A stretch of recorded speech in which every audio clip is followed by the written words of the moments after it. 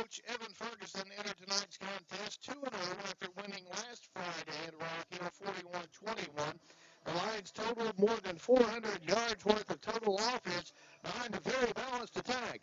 Junior quarterback Jace Manning threw to four different receivers for 256 yards, with Cam May the recipient of 100 plus of those.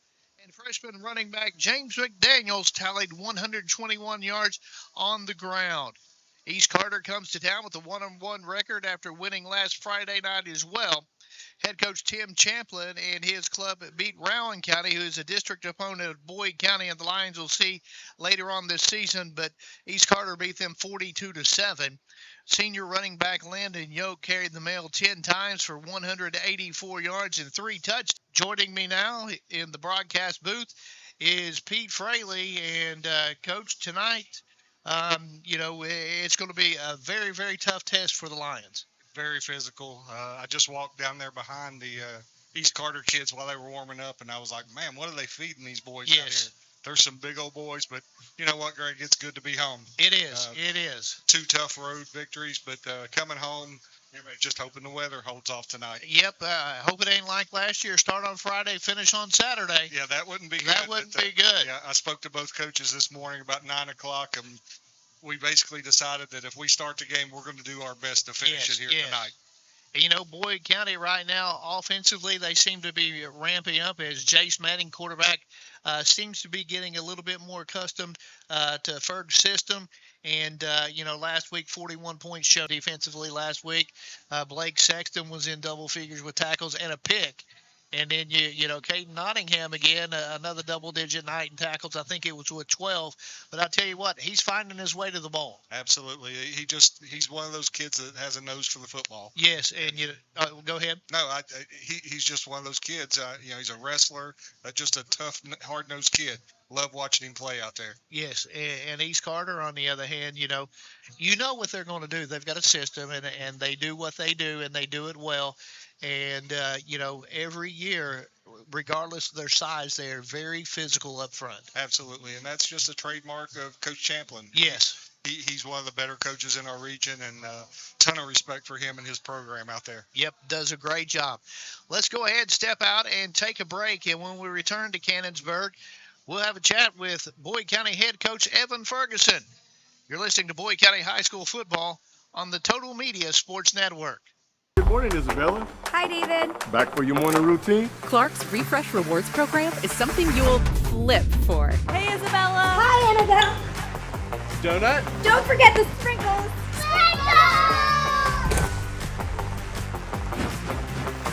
Cream and sugar. Download our app today and enjoy all of the rewards. No flipping required.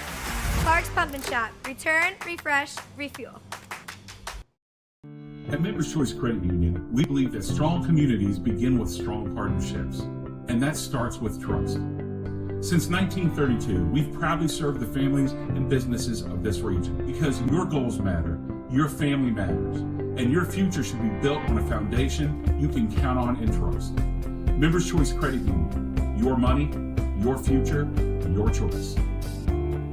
Fall fishing season is just around the corner, and Borders Sporting Goods is your fishing headquarters for rods and reels from G. Loomis, St. Croix, Fenwick, Luz, Shimano, Daiwa, and Abu Garcia.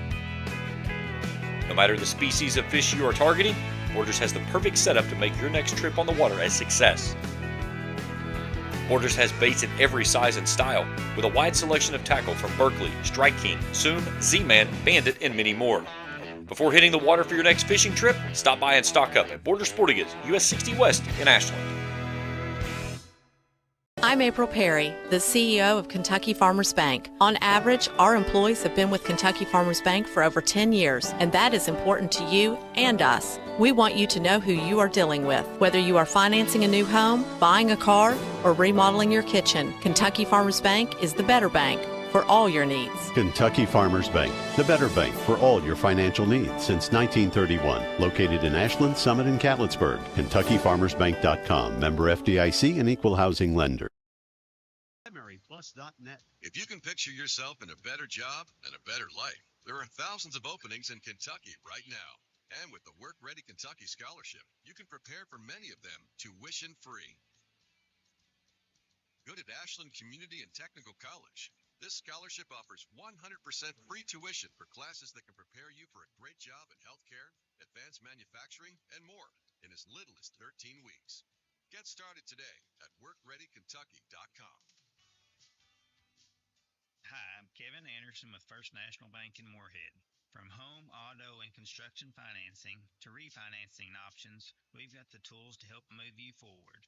We also offer checking, savings, and full business banking solutions built to support you and your goals. To see us, and let's talk about how we can help you. First National Bank, a tradition of value since 1902. Member FDIC, equal housing lender.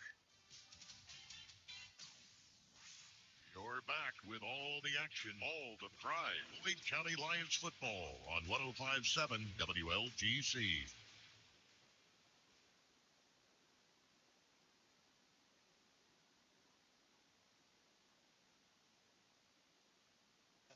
So, last week we had Rock Hill. Offensively, you seem to have a lot of things worked out. Yeah, we definitely had that big jump from week 1 to week 2, and we really hope to make that another jump this week. But it's East Carter's a really good football team. Coach Champion does a great job, so we got to continue to make progress, and this will be a good measuring stick to see where we're at. And you mentioned it on the coaches show. East Carter does what they do, and so tonight should be a really good test. Oh, for sure. I mean, as far as defensive for us, we know that Landon Oaks will get the bulk of the carries, and he's just an incredibly talented ball player, and their line's pretty good up front. And I think you watch from week 1 to week 2 with them, even you watch their quarterback make quite a jump from week 1 to week 2. So I think they're only going to improve as the year goes. That's they're a well-coached ball team, and that's what they'll do. But we got to make sure we continue to get better each week too, and Coach Champ, he talks about this. He goes, this is non-district play. We just got to do what we do to get better. But this means a lot to go ahead and get this win if we can take care of business tonight. I've said before, beating East Carter is, it's something to put a feather in your cap about. They're a really good ball club. They've had a lot of success the last few years, and we hope to get the job done tonight.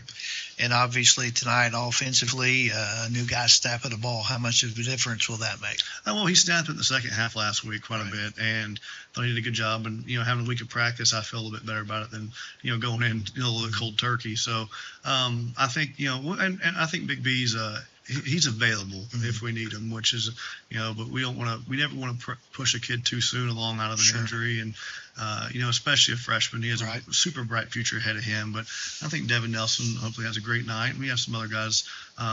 Next man up is a philosophy on our line, and our team, and we got some different guys working, and I think a lot of guys are itching to have the opportunity to play. So we hope that we can continue to make a big stride going forward. Just hope also hope the rain holds off as much as we can, because all week it really wasn't predicted. So, we didn't really do a lot of wet ball drills and things like that. It's not like a week where you're preparing for it all week. And now it's football. It's, football's supposed to be played in any weather condition, but, lightning always changes that too. So we'll see what happens as far as weather goes, but let's hope that have a great night for football here in Wood County. Hopefully it's not another Friday, Saturday game. We talked about different things, me and Champ did on the phone about, if we needed to change the game time. There's just nothing consistent enough on it. And we think we have a window, and we're going to try to go for it. Yep. Now, offensively, if you take a look at them defensively on film, what do you think we might be able to exploit a little bit? I think they, I think our strength is we kind of did a good job running the ball last week, but our strength is to make sure we capitalize on play outside. Yep. I think they have some good players out there. It's not a slight towards them at all, but it's kind of become who we are. We have to make sure we can control the air. I'd say will be a big part of how this game goes. If we can establish the passing game, I think our run is really improving. It's going to hopefully get better this week too, but we want to make sure we can throw the ball enough to where they can't ever load the box on us. And it keeps it just keeps the game, it keeps the game in control, and it keeps them from ever overloading it. When we can keep those numbers favorable for us, it helps us on both throw and run the ball. Right. And, on the defensive side of the ball, like you said, you got to worry about Landon Yoke, but they got a couple other kids who can run the ball too. They do. Yoke's the name that whenever I always say, if I know your name whenever we're going to play, you're usually pretty good talent. And, he got a big win against us back in 23, and we got the job done last year. So this will be the rubber match, I guess Yeah. we'd say, for this, going against him. And he's had a great career, and he'll continue to have a great career, probably on past this level. But I really hope that we can take and do what we need to do. We have to play team defense. We have to get a lot of hats to the ball. We have to trust our keys. Linebacker plays will be big this week. I thought it got better as the game went last week against Rock Hill. It's kind of a similar style of offense, what they run. East still has a more traditional buck sweep compared to the power that Rock Hill was running. But, our keys are really important for our linebackers. We got to make sure D-line controls the front, and we can't get blown back off the ball at any point. And then still yet, they're a run-first team, but, they're well coached. They know when to throw it over the top. And, we got beat deep on a big wheel right here a couple of years ago, and it was a big play of the game when we had the opportunity to arguably put it away. So we've talked. We got to play technique sound. We got to do what we need to do. Corners and safeties got to make sure we play disciplined football, because there's going to be a lot of pressure to come up and stop the run. But the more our front seven can take care of that, the better I think we have our chances are. And our special teams have gotten better each week as well. And we don't want to jinx that. We hope it continues that way. I think. I said this on, I think, that interview the other day talking to you. I still remember them sneaking off an onside kick on us right there to start the second half last year. Luckily, we got that opportunity, but we have some guys back deep that can return it, I believe, if the ball gets to them. So, I told all 11, we got to make sure we're ready to go field all kickoffs, no matter who you are. Make sure you're ready to gun the ball, because that ball's what matters. That ball's what you have to have in your hands to score. So, take care of that, and we got to love the ball. We got to take care of it, and it's got to be our ball at all times. Right. And individually, you got some kids playing really well right now. Caleb Kelly, Cam May, and that's just to name a few. But those guys have really stepped up the last couple games. They have, especially offensively. They had some big games receiving. There's our running game has really picked up with James and Blake as well. Caden Nottingham's had over 10 tackles 2 weeks in a row, and Brody Castle playing at linebacker has been phenomenal last week. So he had 19 tackles, and stuff like that it's hard to coach kids that can just go get the job done. A lot of times you get to the play, but they have to make the play. So we'll hopefully have them in the right spots tonight to go be successful. And I think the kids are excited, and it feels good that when I saw Caleb come by the classroom earlier today at school, and you could see his excitement, ready to go play. And whenever you have guys that they're ready to go get the job done, it kind of makes my mind go a little bit more at ease, because they want to win as bad as I do. And he's been a really good leader for you. Yeah, our he's done a great job. And so whenever you don't have to worry about getting them up, to play, there shouldn't need to be too many speeches to play a close school like this in a rivalry game here at home. James McDaniels figure into the offense anymore tonight? I think he'll kind of continue to have the same role he has had. We've kind of been rotating him and Blake Sexton a lot, and I think there's a time for both of them to have their opportunities. And it's going to come down. We got to do what we need to do on offense, but a lot of it's going to come down to our defensive play. And if we can limit their rushing yards, I think we'll have a good night. Keys to the football game tonight. I kind of just got into it. We got to stop the run, even control the run. I'll say. I hope we stop it, but I'm not stupid. I'm not going to. I know how talented they are at what they do. We're going to have to make some adjustments, I'm sure, throughout the game, and find a way to play good team defense. And we got to take care of the football, and we say it every week. We can't have stupid penalties, but we got to keep them from throwing, run the football and just go chunks at a time. We got to get them off schedule. If we can do that and get them behind the chains, I think it really plays in our level of being able to be successful. And then offensively, I think we got to take advantage of what we can outside, and hopefully it opens some holes inside for us. Thanks for your time, Coach. Good luck tonight. We'll talk to you again after the game. All right. Thank you. Go Lions. That's Boyd County head coach Evan Ferguson. Back after this on 105.7 FM WLGC. If you can picture yourself in a better job and a better life, there are thousands of openings and work around all the festivities. And I talked to Ferg right before the game, and he said, I'm wore out.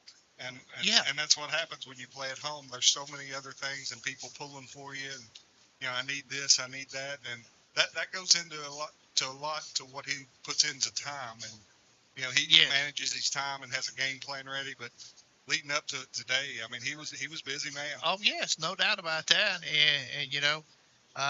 But like you said, it does feel great to be home. Absolutely. Those last 2 weeks seemed like a long 2 weeks. It was. And beautiful night here. Yes, it's absolutely beautiful, and I think we have one of the better venues for high school football around here. And I know I'm a little partial, but there's no question about that. I mean, this is just a great, great place to play. Not very old at all. When we opened this up? 6 years ago. 6 years ago. This is year 6. Okay. Doesn't seem like that long, but 6 years ago. And tonight's weather is brought to you by Air Supreme. For Supreme service, you can count on visit airsupreme.com. Right now, 81 degrees. And thunderstorms are possible after 10 o'clock tonight, and a few of those storms may be severe. So, at least weather-wise right now, looking good to get this ball game in. That's what we're hoping for. Yes. Earlier it was saying we could have some rain between 5 and 8, but it looks like it's past us. Yep. So hopefully we get a good time here to get the game in. Yep, and, all the schools are going to be dealing with this through a lot of Kentucky, and with the weather coming through, the officials out on the field here. Now I haven't seen if we flipped the coin yet. No, we have. Okay, we're going to wait and see who wins that toss, and obviously, we win it. Ferg wants to put his offense on the field. And I don't know how Tim Champlin, how his philosophy about it. But right now with the offense he's got, he probably wants to put his offense on the field as well. Absolutely. Big boy Yoke, he'll get the ball a lot tonight. Oh, yeah. You're going to see a steady diet of him. And he's a next level player. And I think Ferg said it best in the pregame. He said, just try to contain him. We're not going to stop him. Let's just try to contain him. And if we can do that, at least up to this point offensively, we can put some points on the board. Absolutely. I think we can score. It's just going to be how can we contain him because he's a load to bring down. He really has had a nice game last year. And, the impressive thing about that game last year is when it started on Friday and, you finished it up on Saturday. When they came out on Saturday, my worry was are they going to be focused? And they were focused and finished it off pretty quickly. Ferg done a really nice job getting the kids home, getting some rest, and then getting them refocused and back out there on the field. And, as a kid, physically, that's very taxing on you after taking a beating for a half. You usually get a little bit of time off, but turn around the next day and doing it again. Well, there's a reason that the NFL and college play one time a week. Yes. They need that rest time, and, that it's just difficult. Commissioner Tackett from the KHSAA sent out this morning, a thing on what to do if a game is suspended because of weather and so forth. Right. And, hopefully we don't have to deal with that and we can get this one in tonight. Yes. East Carter ready to walk their captains out to the field here. They're dressed in their all whites, the white helmets, the white jerseys and the white pants and the blue numbers on it, the EC on the side of the helmet. And Boyd County tonight in their red helmets with the white BC on it, and in their anthracite uniforms, the tops and bottoms. A good look for the Lions here. They got a bunch of different combinations they can wear, and I like this anthracite look. I do too. It's the kids love it. I know our colors are scarlet and white, but the kids love those alternate jerseys. Yep. And they look pretty sharp out there. Yep, they do. And so we're waiting Boyd County to come out of the tunnel here, and then they're going to have the coin toss, and we'll find out what's going on after that. Here, the Lions have got their captains out, so they're going to go out to midfield here and go ahead and get the toss in here momentarily. Clock down under 4 minutes until kickoff. And, Ferg spoke on it a little bit about special teams, but, from game 1 to game 2, Ryan Crank in the kicking game, it really improved. Well, it improved because each and every day they were down here working on their trade. And, Ryan Crank, he done something last night in a soccer game that I've not seen many high school kids do. There was a ball that went in, and he done a bicycle kick and kicked it right to the goalie. Yeah. I mean, it was just absolutely beautiful, but I said, Brian, you kicked it right to him. Yeah. That's a very difficult thing to do. He's just a competitor. Yes, absolutely. absolutely. I mean, he really is. Plays baseball for us. And the one thing when he comes out, he's going to give everything he's got. And you love that about the kid. But last week, 5 extra points. The week before, kicking in knee-high grass. But you still got to get it through. That's right. Both teams kicked in it. But it was good to see him. He started getting his kicks up a little bit. Yes. And that certainly helped.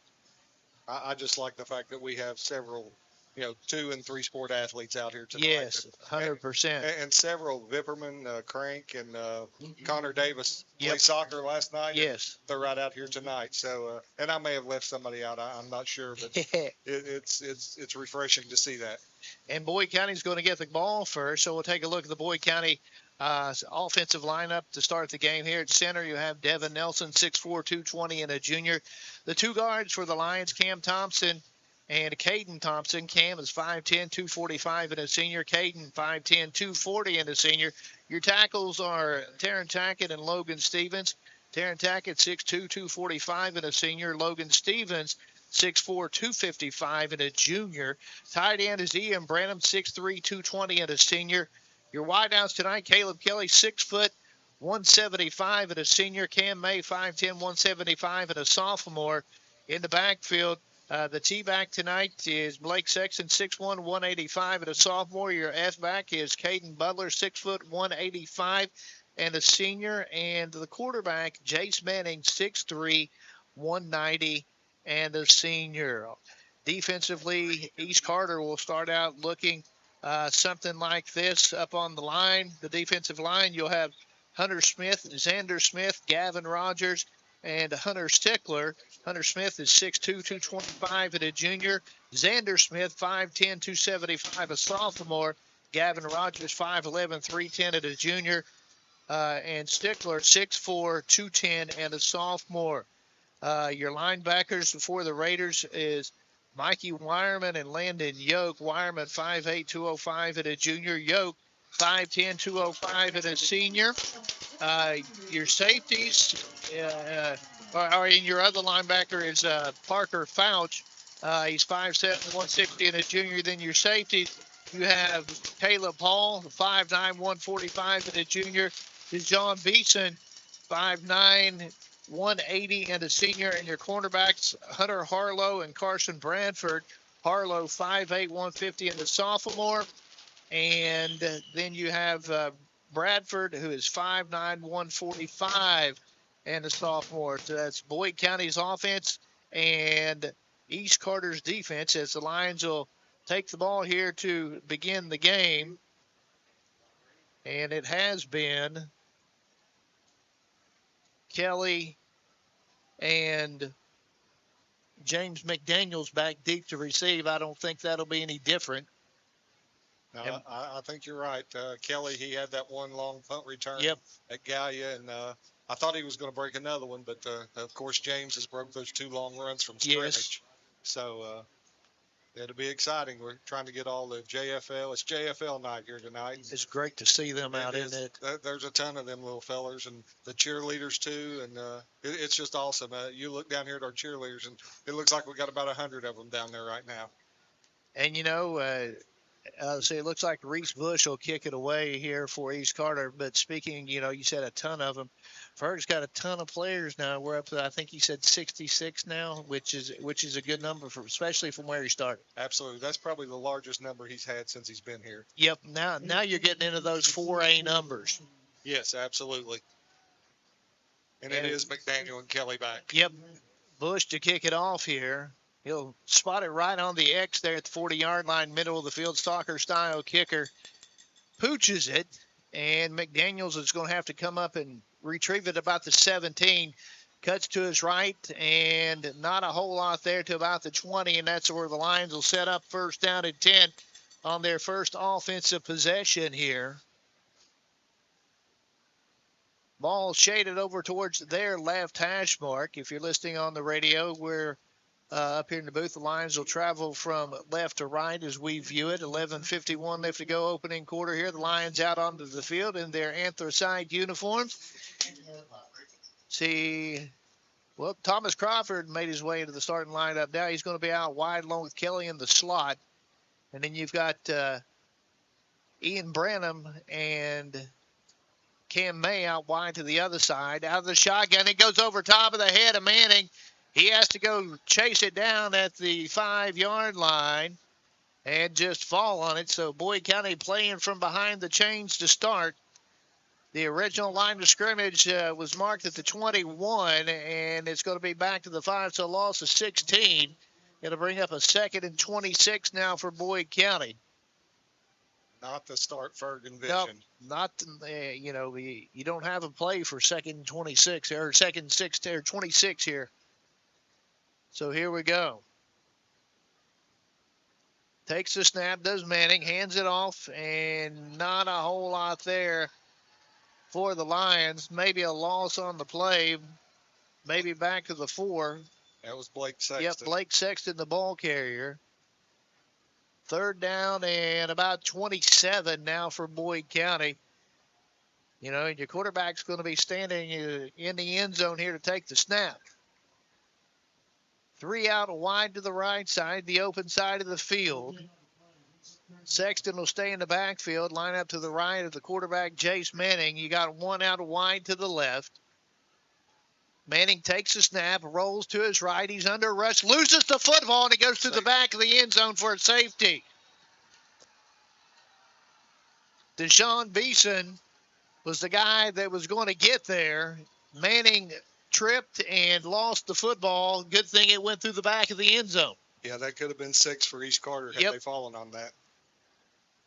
So East Carter will send their special teams onto the field after a safety to return the football here. Let's see if Boyd County's going to put the tee down or they're just going to punt it. What happened up in Gallia Academy, Connor Davis came out and put it on a tee. Let's see if he does so here again tonight. It is Davis with the football here. He's going to have to kick it all the way back from the 20-yard line. So you're 20 yards deeper than normal. He's going to put the tee on the ground, so we're not going to punt it away. East Carter with the 2 points there, 2-0, 10:29 left to go in the first quarter on the safety, and they'll get the football here on the kick.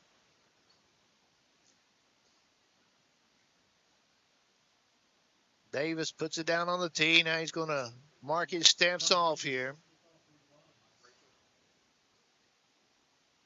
2 guys back deep at about the 25-yard line for East Carter. Davis, a kick. It's going to make it to the 30.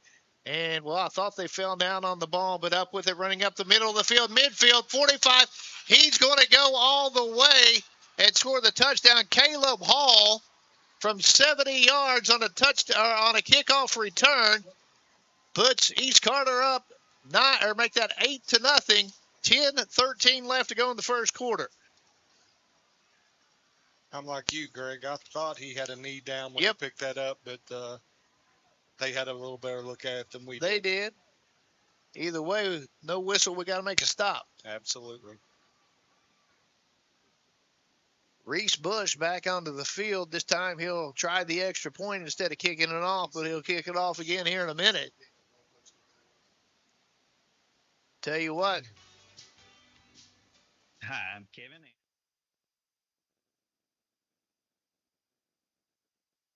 Refinancing savings and it's a 9-0 ball game to support you and your goals. Stop in to see us. And East Carter on top, 10-13 left to go. Tradition of here in the opening quarter. Member FDIC, Equal Housing Lending.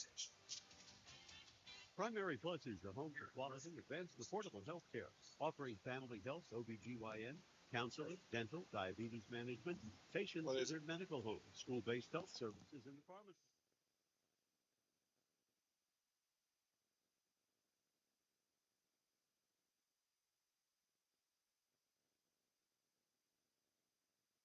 Good morning, Isabella. Hi, David. Back for your morning routine? Clark's Refresh Rewards program is something you'll flip for. Hey, Isabella. Hi, Annabelle. Donut? Don't forget the sprinkles.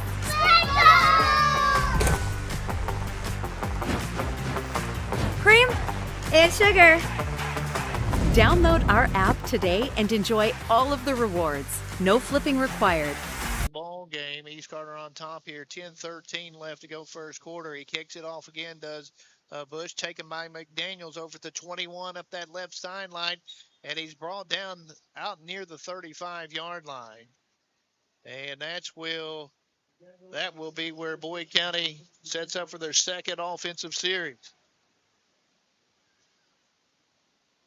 And you got a new snapper in this week. You got to snap some last week as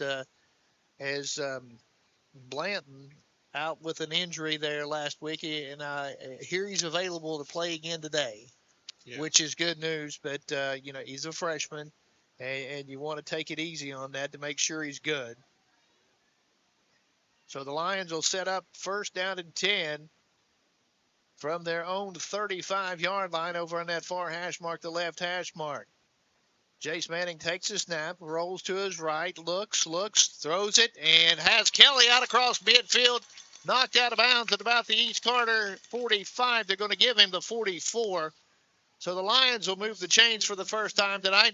Tell you what, answering right here with the drive and putting it in the end zone would take care of a lot of stress. Absolutely. It would make Ferg feel a whole lot better. No question about that.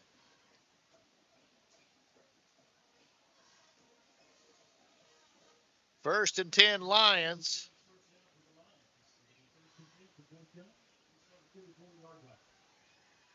Here we go. Handoff. Inside the 40 is McDaniels. Before he's brought down about the 38-yard line, it looks like. A flag on the play in the vicinity of holding, and it is. Lions keep going back here in this first quarter.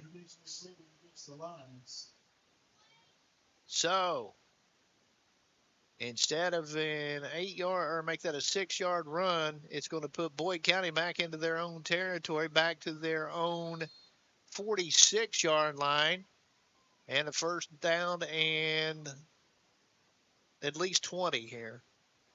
Manning takes the snap, looks, rolls to his left this time under a rush, tucks it, and he's going to be hit for a loss. That time, getting in the backfield was Landon Yoke. Third down and a long way now for Boyd County, back to their own 42-yard line. They need to get to the 34 of East Carter. Or make that second down, not third down, as they replayed the down there just a moment ago. Manning again, 2-by-2 set here. McDaniel set up to his right in the backfield. Takes a snap, throws over the middle, in and out of the hands of Kelly, and incomplete. Third down and long now for Boyd County. Third down and about 24. Like you said earlier, Greg, it's hard to have a 3rd and 24 play. And, it's and you've been in that twice now. Ian Brandon back onto the field for Boyd County. Thomas Crawford off. Kelly will come out wide here to the near side. Brandon will be in the slot here near side. Looks like May is going to be out wide over to the far side there, which is the short side of the field. H-back is Caden Butler set up here to the right. McDaniel set up to the right of Manning. Out of the shotgun, screen pass to Kelly here near side. Gets out across the 45 to the 47, maybe the 48 where he's brought down. But it's going to be fourth down and long here. They're going to give him the 48-yard line. So a pickup of 6 on that screen play. And the Lions will send their punt team out on the field. 8.5 left to go here in the first quarter. Boyd County set to punt it away here on their second possession of the night. Good snap. Butler, a short kick. It's going to hit the ground and take a little bit of a Boyd County bounce. East Carter's just going to let it roll down to the 32-yard line, and that's where East Carter will take over first and 10 from their own 32. 8:14 left to go first quarter. East Carter on top 9-0, and this is their first offensive play. Yeah, that's not a good look. We kind of shot ourselves in the foot with some costly penalties, and then the bad snap, and we dropped one. So we need to get it turned around and turn around quick. East Carter out onto the field here. Yoke will be in the backfield, along with Thomas Burton, the quarterback. Yoke will set up to his left side. He's got 2 out wide to the left, and H-back set up to the left as well. Takes a snap, Puts it in the belly of Yoke, and the Lions surround him here. Gain of maybe one there. If Boyd County can play it that way, we'll be all right. Absolutely. Big number 75 in on that tackle. Pick up on the play that time of 1 yard. Taryn Tackett on the tackle.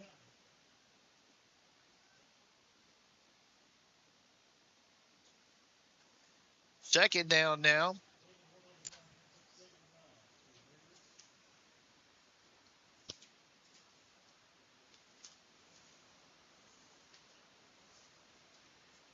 Here we go. Burton gives it up to Beeson. Around the right side, not a whole lot there. A loss on the play, I believe. I think Brody Castle was in on that with a couple of other lines. Brody Castle gets in. It brings up a third down and long now for East Carter. They're going to give him the line of scrimmage. Third down and, well, no, he's behind the chains there. So a loss of 2 on the play. So I bring up a third down and 11 here. They'll mark it over on that right hash mark for East Carter, the side toward their bench. We're down to 7:13 left to go in the first quarter.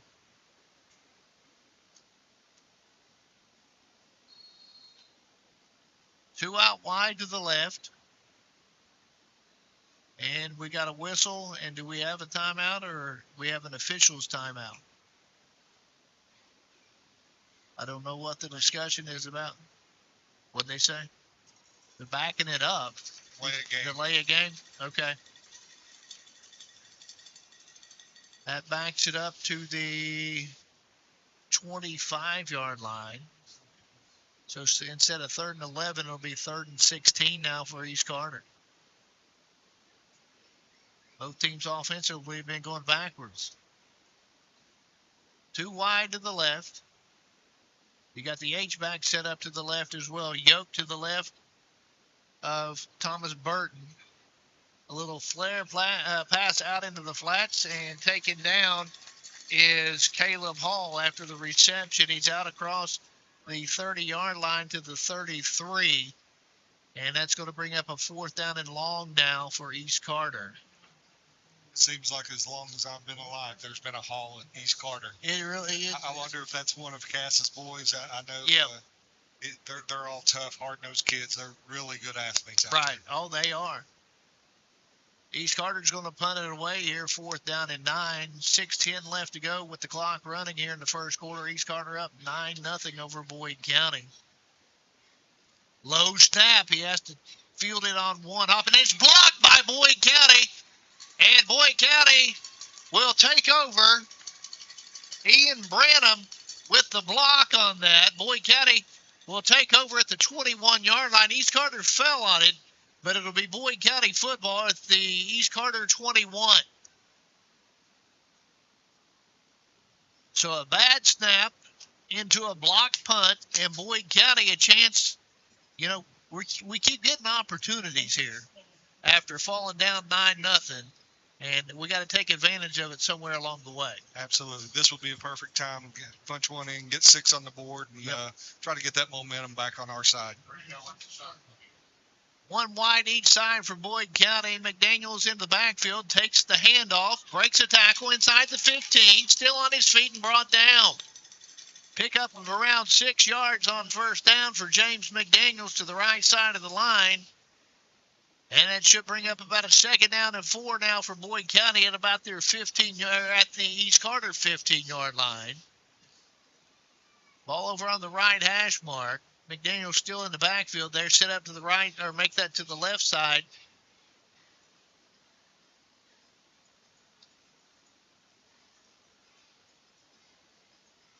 Jace Manning takes the snap. Hands it off to McDaniels, right side again, inside the 10, and down to the 9. 1st down and goal now, Boyd County.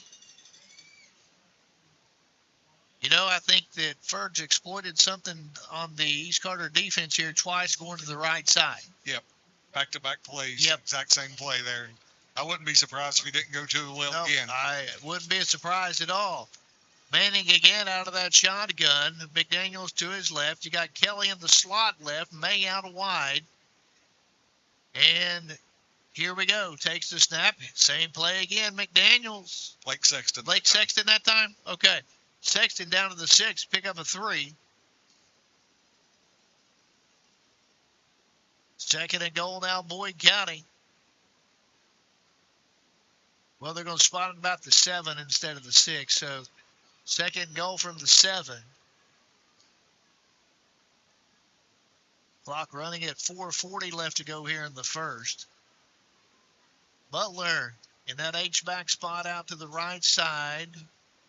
Sexton in the backfield again, set up to the left of Manning. Manning takes the snap, keeps it himself, breaks a tackle, not a whole lot there, and hit for a negative play. Third down and goal, Boyd County, now outside the 10-yard line. East Carter had a good surge that time on the initial line of scrimmage. Ball still over here on the near side, the right hash mark. Mayo go out wide to the left, the open side of the field.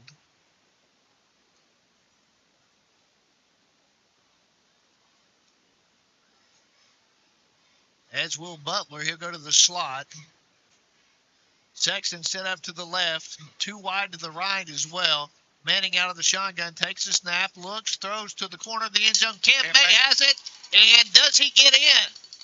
They're going to say he's short of the goal line. It's going to be 4th down and goal. The pylon got knocked over, so that's how close he was. 4th and goal here. Inside the 1. And the Lions are going to go for it here. The offense stays out on the field. I tell you, Greg, this replay that we've got up here with Kool TV is really nice. It's pretty nice. I'm not speaking a lot because I'm sitting here watching the replays. You're watching it. Snap goes to Manning, hands it to Sexton, and does he get in? He does not. I don't see any signal as of yet. And East Carter is going to take over first down and 10 inside the 2-yard line, their own 2-yard line, as the Lions drive comes up short. 2:48 left to go in the quarter. East Carter gets the football back. 1st and 10. That's a tough one. Absolutely. You get that close and come away with no points. Yep. It all came down to that negative 3rd down play. It did. It did. We shoot ourselves in the foot, and we've got to make positive yardage there. Burton out of the shotgun, takes the snap, play action across the middle, has Hall. He's gone. He may be gone. Out across the 40, midfield. McDaniels trying to catch him at the 30, 20, 15, 10, and does he get in? We'll see. We're still waiting to see if he gets in or not. They're going to mark him short at about the 1-yard line. Nope, now they're saying touchdown. One official, it looked like he marked him at the 1-yard line, and then the near side official says he's in. So 98 yards from Burton to Hall. And what a turn of events. Caught us off guard right there. Yep. I think everybody in the the officials are huddled up now, so we'll see. Down at the 1. Okay. Well, the near side had put him up for the touchdown. The far side had marked it down, so they got together. Let's see on the replay here. That's a good call. He's down. It was. Yep. So 1st and goal, 97 yards on the reception, though. Burton will go back out of that shotgun. He'll take the snap, gives it to the big man, Yoke, runs it in, touchdown from 1 yard out. All of a sudden, this game's getting lopsided. 15-0, 2:12 left to go here in the first.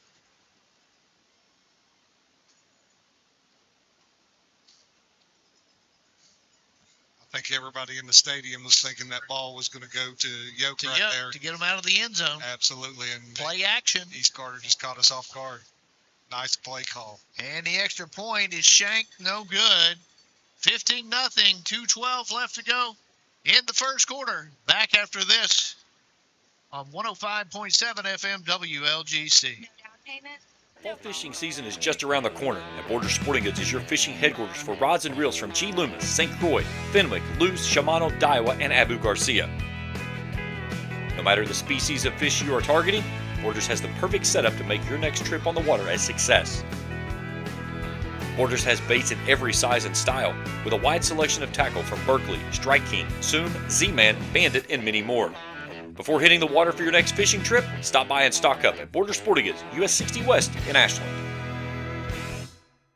I'm April Perry, the CEO of Kentucky Farmers Bank. On average, our employees have been with Kentucky Farmers Bank for over 10 years, and that is important to you and us. We want you to know who you are dealing with. Whether you are financing a new home, buying a car, or remodeling your kitchen, Kentucky Farmers Bank is the better bank for all your needs. Kentucky Farmers Bank, the better bank for all your financial needs since 1931. Located in Ashland, Summit, and Cannonsburg. KentuckyFarmersBank.com. Member FDIC and equal housing lender. And welcome back to the Boyd County Attorney Curtis Dodson broadcast booth. A little pooch kick, and the Lions are fortunate to fall on that about the 43-yard line. And they'll set up shop in good position, and they need to take advantage of one of these. 2:09 left to go first quarter. East Carter's 15, Boyd County nothing. The Lions will take over first and 10 at their own 43-yard line over on the left hash mark, the way they're going to be working.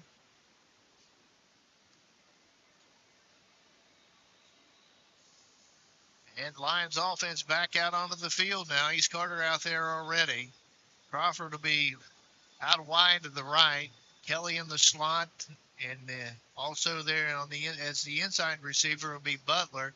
May out wide to the left, the short side of the field. Sexton set up to the left of Manning out of the shotgun. Sexton takes the handoff out across the 45, the 46, maybe the 47 before he's brought down. It'll bring up a second down for Boyd County. They're going to mark it at the 47. So a pickup of 4 brings up a second down at 6 now for the Lions. We're down under 2 minutes left to go in the quarter. Crawford again out wide to the right. Kelly in the slot. 2 out wide to the left. Slot receiver is Butler. May out wide. Sexton set up to the left of Manning. Manning takes the snap, drops, looks, takes a shot downfield to Crawford, and he has it inside the 20, 15, 10, 5. Touchdown, Boyd County.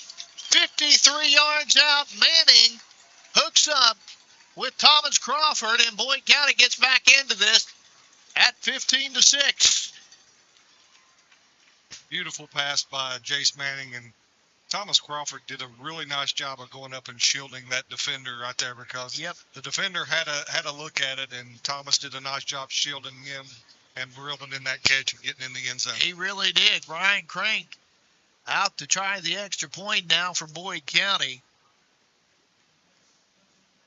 Trying to make it a 15-7 game. A good snap. The hold is down. The kick is up, and it splits the uprights. It's a 15-7 game with 1:22 left to go in the first. Back after this on the Total Media Sports Network. If you can picture yourself in a better job and a better life, there are thousands of openings in Kentucky.com. Primary Plus is celebrating 40 years of its mission of quality, advanced, affordable health care. With over 11 primary care locations throughout the region, Primary Plus believes in our communities and our patients. The Primary Plus name means primary care plus so much more. Offering extended services such as women's health, pediatrics, dental, counseling, diabetes management, infusion services, and on-site pharmacy that offers free delivery. Primary Plus believes in connecting health care for you and your family and is always welcoming new patients. Learn more at primaryplus.net.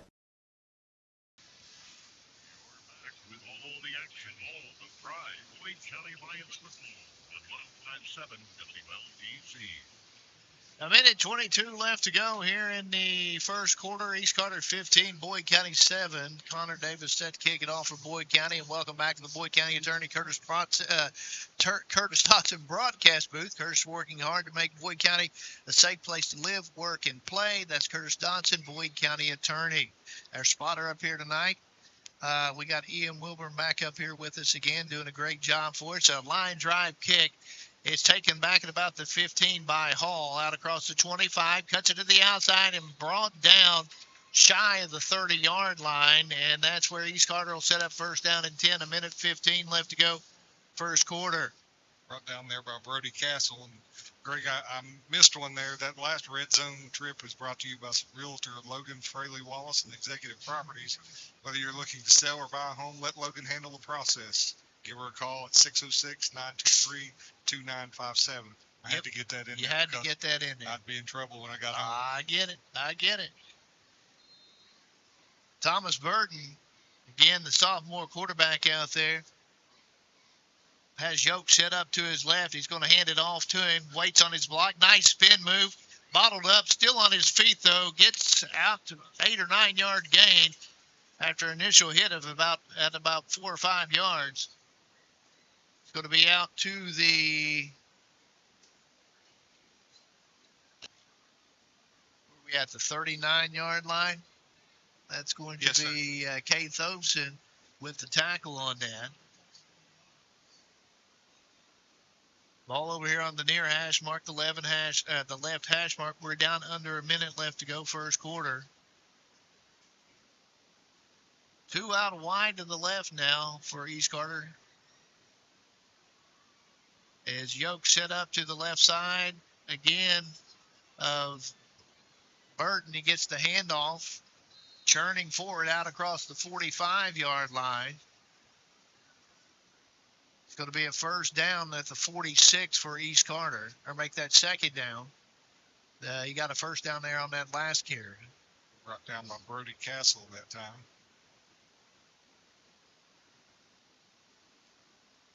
Second down at about 3 now for East Carter. They need to get to the 49. They're at the 46, too wide to the right side of the field.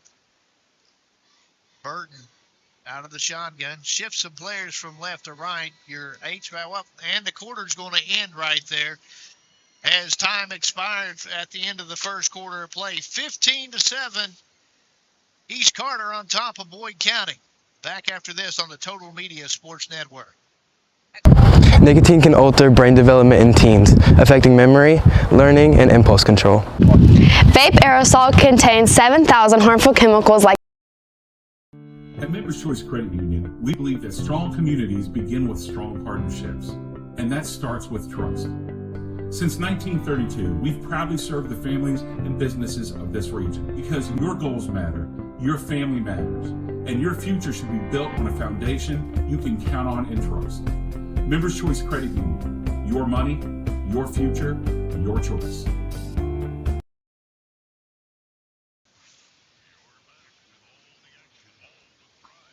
County Lions football on 105.7 WLGC. And welcome back to the Curtis Dotson Boyd County Attorney broadcast booth. It's second down and about 3 here for East Carter. They flip sides of the field due to the quarter. So we're getting ready to start the second quarter. Coach Evan Ferguson and Lane Hughes having a discussion over here about something. Don't know what it is, but we're about ready to play football now. Burton will go out of the shotgun. Yoke set up to his left, 2 out wide to the left as well. Beeson on a little end around, out across the midfield into Boyd County territory down to the 46. And Caleb Kelly with the tackle right there for Boyd County. Nottingham in there helping him out on that one. Caden. Little end around on that inside handoff. And East Carter moves the chains again. East Carter does a tremendous job of hiding that they do. Right there. It looked like it was going to Yoke, and then just the end around to 23 there. Nice play call. McGuffin out wide here to the near side. You got one wide to the far side as well. And Boyd County is going to jump off sides on the hard count. First and 10 makes it a first. Nope, they're going to say false start. I didn't see East Carter move, but it's going to go against East Carter. So instead of 1st and 5, like I thought, it's going to be a 1st and 15. Back into Boyd County territory at the 49-yard line. Ball shaded over there towards the left hash mark. McGuffin comes out wide again here to the right side of the field. Beeson sets up at that H-back spot over to the right side. One out wide to the left. Yoke set up to the left side of Burton out of the shotgun. Burton takes the snap. Play action, throws across the middle of the field. Intercepted by Boyd County. Going the other way with it. Connor Davis in Boyd County territory. Taken down out near the 30-yard line. And that's just what Boyd County needed. The pass intended that time for Brent Meanix through his hands into the hands of cornerback Connor Davis.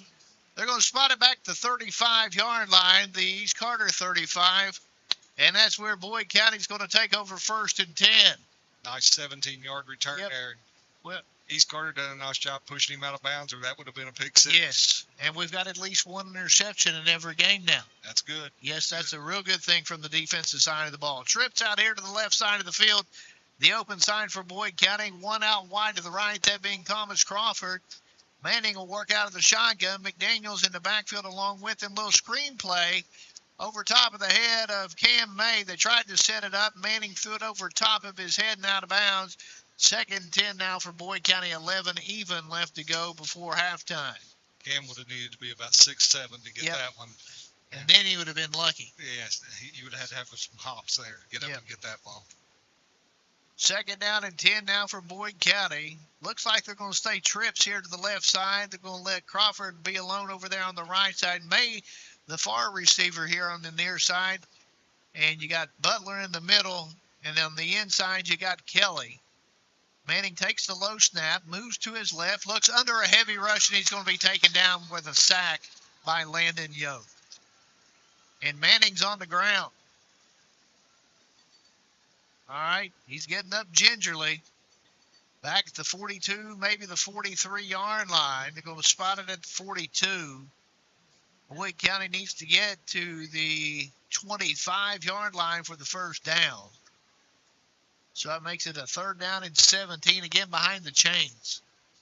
Jay's just not getting enough time there to throw. I mean, they were on him so quick there. He couldn't even get his shoulders turned around. And, you know, right here, you're going to take 2 downs at it. Absolutely. So you don't have to get it all here on one crack. 2 wide to each side this time. Manning out of the gun, takes the snap, and we got a whistle and flag before the play. Play game. And a delay game against Boyd County. Not a call you see much of, but we've seen each team get one here in the early going. So instead of a 3rd and 17, now it's a 3rd and 22. Back it up to the 47 at the East Carter 47. Lions right now just seem a little bit out of sync. I don't know that we're in 2-down territory now. Well, 4 down. You may be right about that. Manning takes the snap. Here comes a rush. Steps up, tucks it and runs. Gets it inside the 40. And he's going to be about the 39-yard line for a bunch of white jerseys. Pull him down.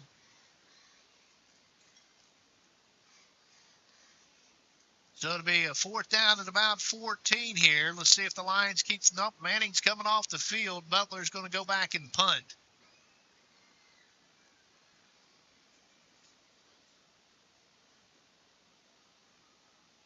Haul back deep to receive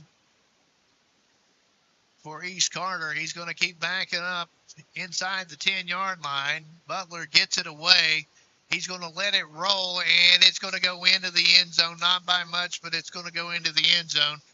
So it's going to come out to the 20-yard line, and that's where East Carter is going to set up 1st down and 10. We'll keep it right here. 9:12 left to go before halftime. 15-7 East Carter. Boyd County's had their opportunities after the rough start that they've gotten off to. And, you know, you had a 4th and goal that you couldn't convert. You got the interception that you took over on the 35 and couldn't convert on either. Yeah, we've had our chances. We've just not capitalized on them. Hopefully it doesn't come back to haunt us later on. And East Carter's had two big plays. They had the kickoff return, and they've had the 97-yard pass play that got them to the 1. And, yep, the official's going to stop this one as we saw lightning come across the field. And both teams, it looks like they're going to, head towards the locker room here? I think so. That'll be a 30-minute So that'll be a 30-minute delay. At a minimum. At a minimum. Each lightning strike adds another 30 to it. Or it starts all over, yes, I should say, instead of adding to it. So both teams heading to their locker room here. 9:12 left to go in the first half. 15-7, Boyd County trailing it. Let's go ahead. Let's step out and take a break, and we'll sort things out here. We'll probably have to send it back to the studio for a little bit. But right now, let's take a break. We'll come back and talk a little bit and then see where we go from there. 15-7, East Carter. 9:12 left to go in the first half, and we're in a weather delay. Back after this on the Total Media Sports Network. Hello, everyone. I am Rick Clark. Let me introduce you to Carlisle, Annabelle, and Zach. And as you can tell by these commercials, this family has a lot of fun. We have a great team here at Clark's. And we would love for you to join our family. Whether you're a young person looking for your first job, someone who's looking for extra work, or maybe you're ready to start a career at a growing company, we want to talk to you. To find out more and start the process, go to myclarkspns.com. Clark's Pump and Shop. Return, refresh, refuel. Looking for the latest archery gear? Check out Border Sporting Goods for your best selection of Hoyt and Matthews bows, as well as 10-point crossbows with a full selection of accessories for all your hunting needs. Borders also offers a full selection of shotguns and rifles with plenty of ammunition and reload supplies, along with a full selection of benchmark and case knives. Borders is your headquarters for the largest selection of Liberty gun safes in the area, no matter how big or small you need to keep your firearms safe. Before your next hunting excursion, stop by and stock up at Border Sporting Goods, US 60 West in Ashland. I'm April Perry, the CEO of Kentucky Farmers Bank. On average, our employees have been with Kentucky Farmers Bank for over 10 years, and that is important to you and us. We want you to know who you are dealing with. Whether you are financing a new home, buying a car, or remodeling your kitchen, Kentucky Farmers Bank is the better bank for all your needs. Kentucky Farmers Bank, the better bank for all your financial needs since 1931. Located in Ashland, Summit, and Cannonsburg. KentuckyFarmersBank.com. Member FDIC and Equal Housing Lender. Good morning, Isabella. Hi, David. Back for your morning routine? Clark's Refresh Rewards program is something you'll flip for. Hey, Isabella. Hi, Annabelle. Donut? Don't forget the sprinkles.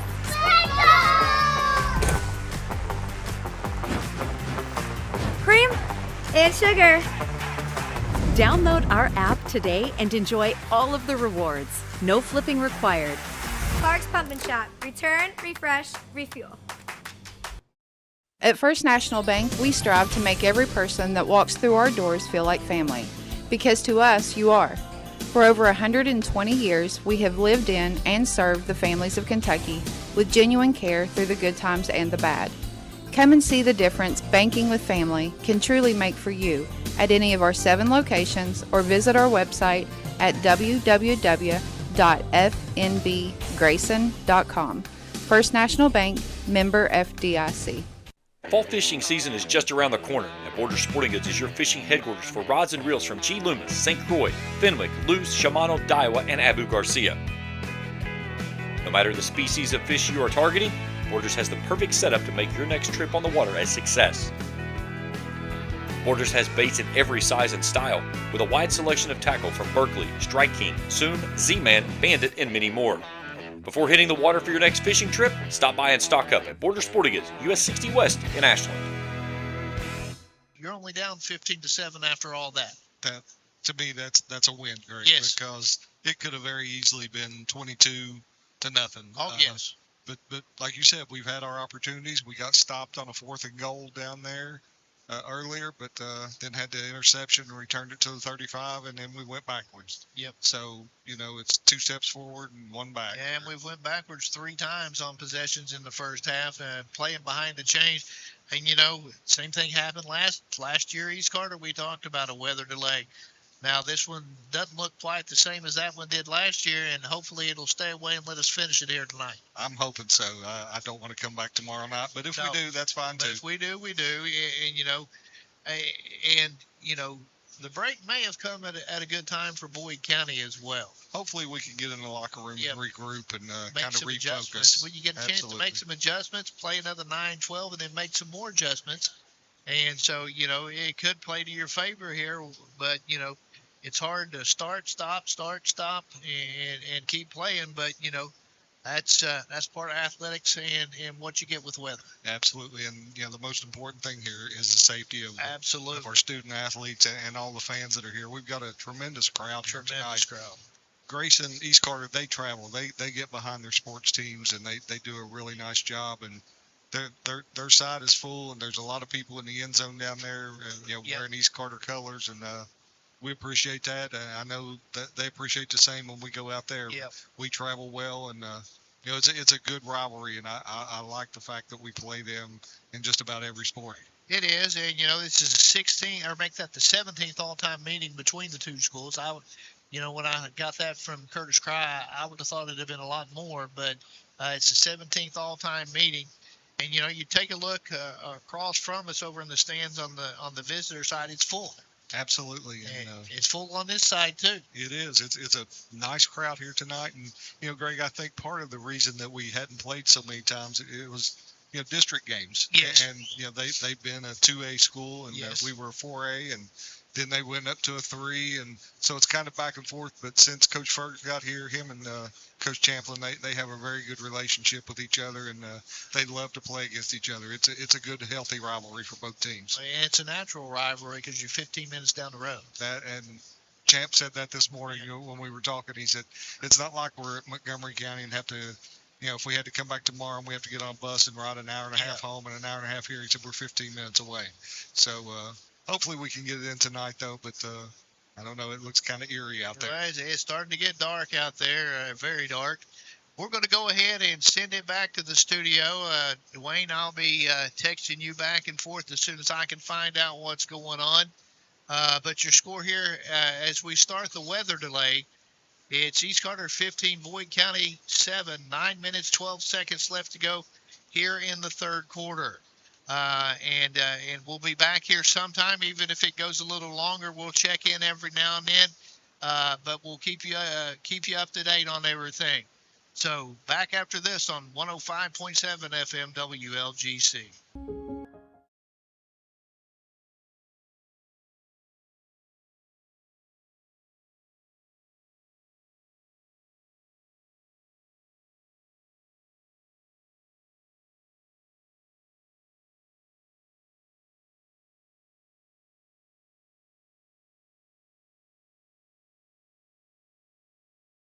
To the Boyd County Attorney Curtis Dodson broadcast booth. Curtis is working hard to make Boyd County a safe place to live, work, and play. That's Curtis Dodson, Boyd County Attorney. 9:12 left to go here in the second quarter. Both teams, neither team has made their way back out here yet. So they, from what I hear, they should be momentarily. And we'll just wait and see what we got here. The last word I had, 8:52, but I don't see either team out here. And we'll just go. But it's 15-7 right now. East Carter, 9:12 left to go in the first half. It's been pretty much all East Carter here in the first half. They scored in the first quarter, got on the board on the safety, made it 2-0. Then Boyd County had the option to punt it or kick it, and they chose to kick it off the tee, and they kicked it to Hall, who returned the kick for 70 yards with 10:13 left to go in the first. And the kick after was good. It made it a 9-0 ball game. Then with 2:12 left to go, still in that first quarter, Yoke had a 1-yard run in. The extra point after failed, and it was 15-0 at that point. But Yoke's 1-yard run was set up on a 97-yard pass completion from Burton to Hall, who almost scored on that, but just got called down. One official had called it a touchdown. One said he was down. They got together, and then they went ahead and said he was down from 1 yard line. So that ensuing play is when Yoke ran it in. Then with 1:22 left to go in the quarter, Manning hit Crawford on a 53-yard touchdown pass, and Crank's kick was good after that, and that made it a 15-7 ball game, and that's where we're at right now. Let's go ahead and step out as we're still in this weather delay here. I'll see if I can find out any more information because neither team has been back out onto the field yet. So I'm going to go ahead and send it back to the studios. And Dwayne, I'll be in touch with you to let you know what's going on. Your score here again, 9:12 left to go in the first half. East Carter 15, Boyd County 7 here in this weather delay. Back after this on the Total Media Sports Network. We're back in Cannonsburg. Here, 9:12 left to go in the opening half. It's East Carter 15, Boyd County 7. Both teams should come out onto the field here to warm up for a 5-minute warm-up at 9:20. Then at 9:25, the game will resume play. And once we resume play and get to halftime, then there will be a shortened halftime. It'll be a 10-minute halftime tonight due to this long weather delay that we've had. And so we'll just play it by ear for here. Hopefully all the lightning's gone now. And if it is, we should be able to play the rest of the way through. The rain's not the issue. It's been the lightning that's the issue. So we'll just play it from there. And waiting on both teams now to come out of their locker room. At least Boyd County has their locker room door open. And, special thanks to all of our sponsors here tonight. The Boyd County Attorney Curtis Dotson broadcast booth is also being brought to you in part by State Farm Insurance, Kurt Robinson State Farm Insurance, and by Boyd County Clerk Kevin Johnston. Thanks to them, we have a sponsor for our officials in Tri-State Ophthalmology. Our weather forecast brought to you by Air Supreme, and trips to the red zone by Logan Fraley Wallace. East Carter's back out on the field. Lions have made their way back out as well. And we're going to get started here in just a few minutes. It'll be East Carter football when we start play. And I'm going to have a headache tonight, aren't I, Ian? But for some reason, when we've come back now, we've got that feedback in our earphones, and I hear myself talking again. It's kind of like my dreams.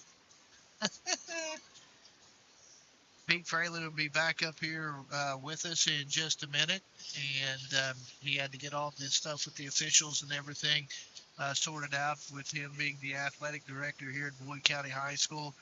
But I'll tell you what, temperature-wise, a great night here now as it's starting to get a little bit cooler and everything else. So both teams out stretching, and we're going to get started, at least by my count, in less than 4 minutes. Boyd County next week back on the road. We'll travel to Maysville to take on the Mason County Royals. And then the week after that, the Lions back in town to take on Fairview. That Fairview game will be a Thursday game instead of a Friday game. So make note of that. Tell you what, both teams have been in that locker room for a little while. I didn't catch the official time that we went off the field, but it's been over an hour.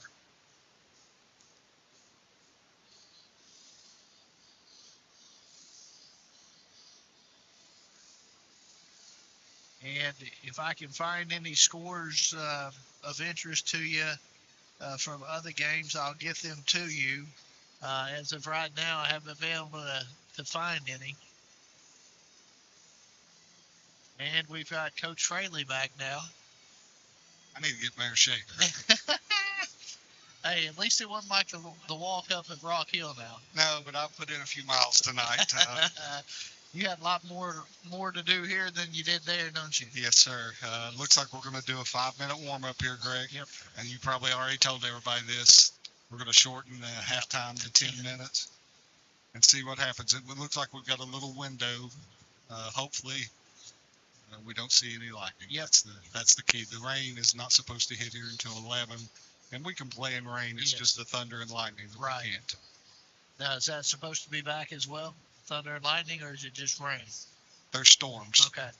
Starting around 11. All right. At least that's what one. I mean, there's like 4 or 5 different radars I've looked at, and most of them are calling for thunder, lightning, and rain. Right. So we got this little window. We need to get it in. Absolutely. Don't forget at halftime, you'll have a halftime interview with Kelly Fox. Our new principal, Our yes. new principal. I probably need to text her and remind her because she's probably thought, hey, I got off the hook here. I ran into her a little bit ago talking to former superintendent Mr. Osborne. I saw him here tonight. That was awesome. And so we were talking. She came up and I said, don't forget. and I said, if it has to be played tomorrow, you're still on the air. That's right. So she said, well, my schedule's clear tomorrow too. So I said, okay. A little fun fact: Mr. Osborne was my elementary school teacher. Wow. Well, I'll throw another one at you. We just hired a new science teacher, and it's Mr. Osborne's It's his son. Yes. Yep. We were talking about that as well. So it's a small world. Under 2 minutes left to go here. Russell right now on top of it's a final. Russell beats West Carter 35-0. Oh wow. Yeah. Russell is they're playing well. They're playing well. TJ's got them running in the right direction, and that kind of shocks me though. They have a nice team. West Carter's big, physical. Yes. And Portsmouth beat Greenup County 24-9. Oh wow.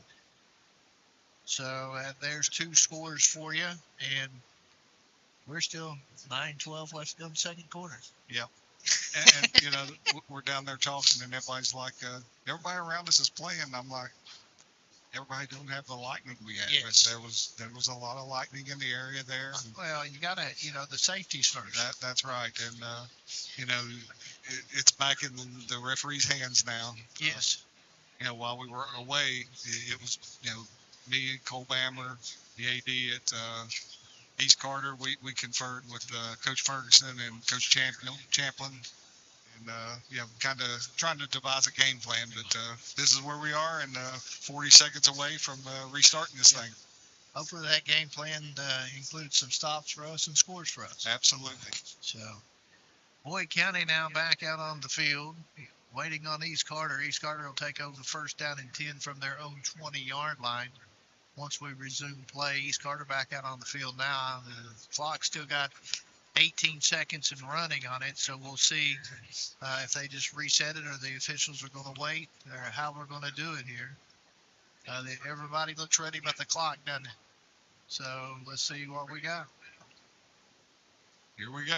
All right, now we're ready. Thomas Burton will work out of that shotgun. Yoke set up to his left side. 2 out wide to the left side. He hands it to Yoke, stretch to the left side, and does a good job of getting something out of nothing. Now heads up the sideline and knocked out of bounds. We hit him behind the line of scrimmage. He stretched it out and then turned it up and had a nice gain on that. Let's see where they said he went out of bounds. He's going to be shy of the 40 at the 38. Or make that the 28, shy of the 30. And so East Carter has a second down and 2 now, as we're at 9 minutes as the clock stopped as he went out of bounds. 2 out wide to the right side now. That being Hall is the slot guy. McGuffin out wide out of the shotgun. Yoke to the right of Burton. They hand it off to Burton again. Around that left side. He's trying to get forward to that first down. And I think Boyd County's going to stop him short on that. Host of lines in on that tackle led by Taryn Tackett. Brings up a third down at about 1.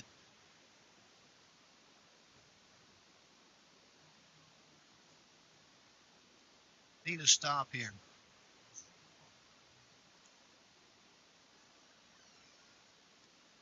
Raiders break their huddle. 2 out wide now to the right side. Yoke again set up to the right of Burton. He takes the snap, gives it to Yoke straight ahead. First down and more out across the 35 and gets out to the 40 before his forward progress is stopped. And that'll move the chains for the Raiders. I think Kate Nottingham and Ian Branham in on that tackle, and I think we got Kate Nottingham down there. Okay, so he's nothing serious. Another score in a final from Westwood, 38-0 Fairview over Berea. Nice win for Fairview. Yep, it is. And that game in 2 weeks is Thursday, correct? It's a Thursday. Yep. Healing Appalachia concert kind of threw a wrench into everything, so we're gonna host that game, homecoming game, on Thursday night. Fairview's got 2 wins here this year. Yep, they're off to a good start. Yep, they're off to a real good start, 2-1. That Class 1A. That's a tough district in there with Raceland and Paris. I mean, those are 2 really nice teams. You got St. Damron at Paris. Absolutely, they will be very good. I can promise you that. Yeah, they're 2-0 going into tonight. Yep. So he does a great job. Dane was here for a while, yep. and then had a really good career. Kind of helped rebuild our program at that point in time, and then left to go to KCU to start their football program. He was here in 02, 3, 4, and 5. Yep. Dane was a really good coach and is a really good coach. Yes. Great offensive mind. He does. I mean, quarterback there at Georgetown from East Carter. Yeah. Looks like they're getting Caden off the field there. He's a tough kid. He don't just lay down there. No, he's walking off on his own, so that's good. Absolutely. See our 2 trainers there, Tabby Selvage and Morgan Cheney. Give them a little airtime. And now we're ready to play 2 wide to the right. The ball's over on that left hash mark. The H-back set up on the right side as well out of the shotgun. Burton tries the hard count. The Lions don't jump. Now they snap it. Hands it to Yoke. Yoke up the middle for a couple before he's brought down. Out to about the 42-yard line, it looks like where they're going to mark him. Brings up a 2nd down and 8 now for the Raiders. They're going to stay over on that left hash mark. Clock rolling at 7:40 now in the second quarter. Kate Thompson and Taryn Tackett in on that tackle.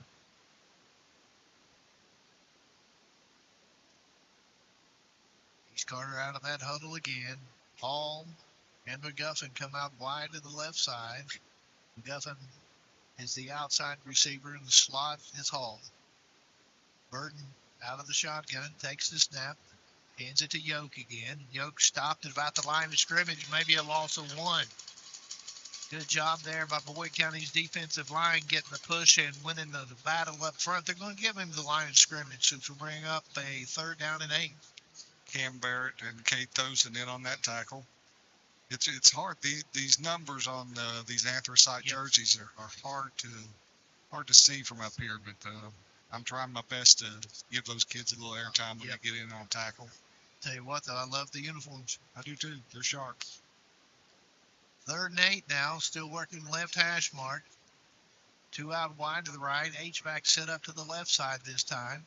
Takes the snap, that little inside handoff on the end around to Beeson. He gets out across midfield down near the Boyd County 45 before he's brought down, and that'll move the chains for East Carter. We saw that play earlier in the half.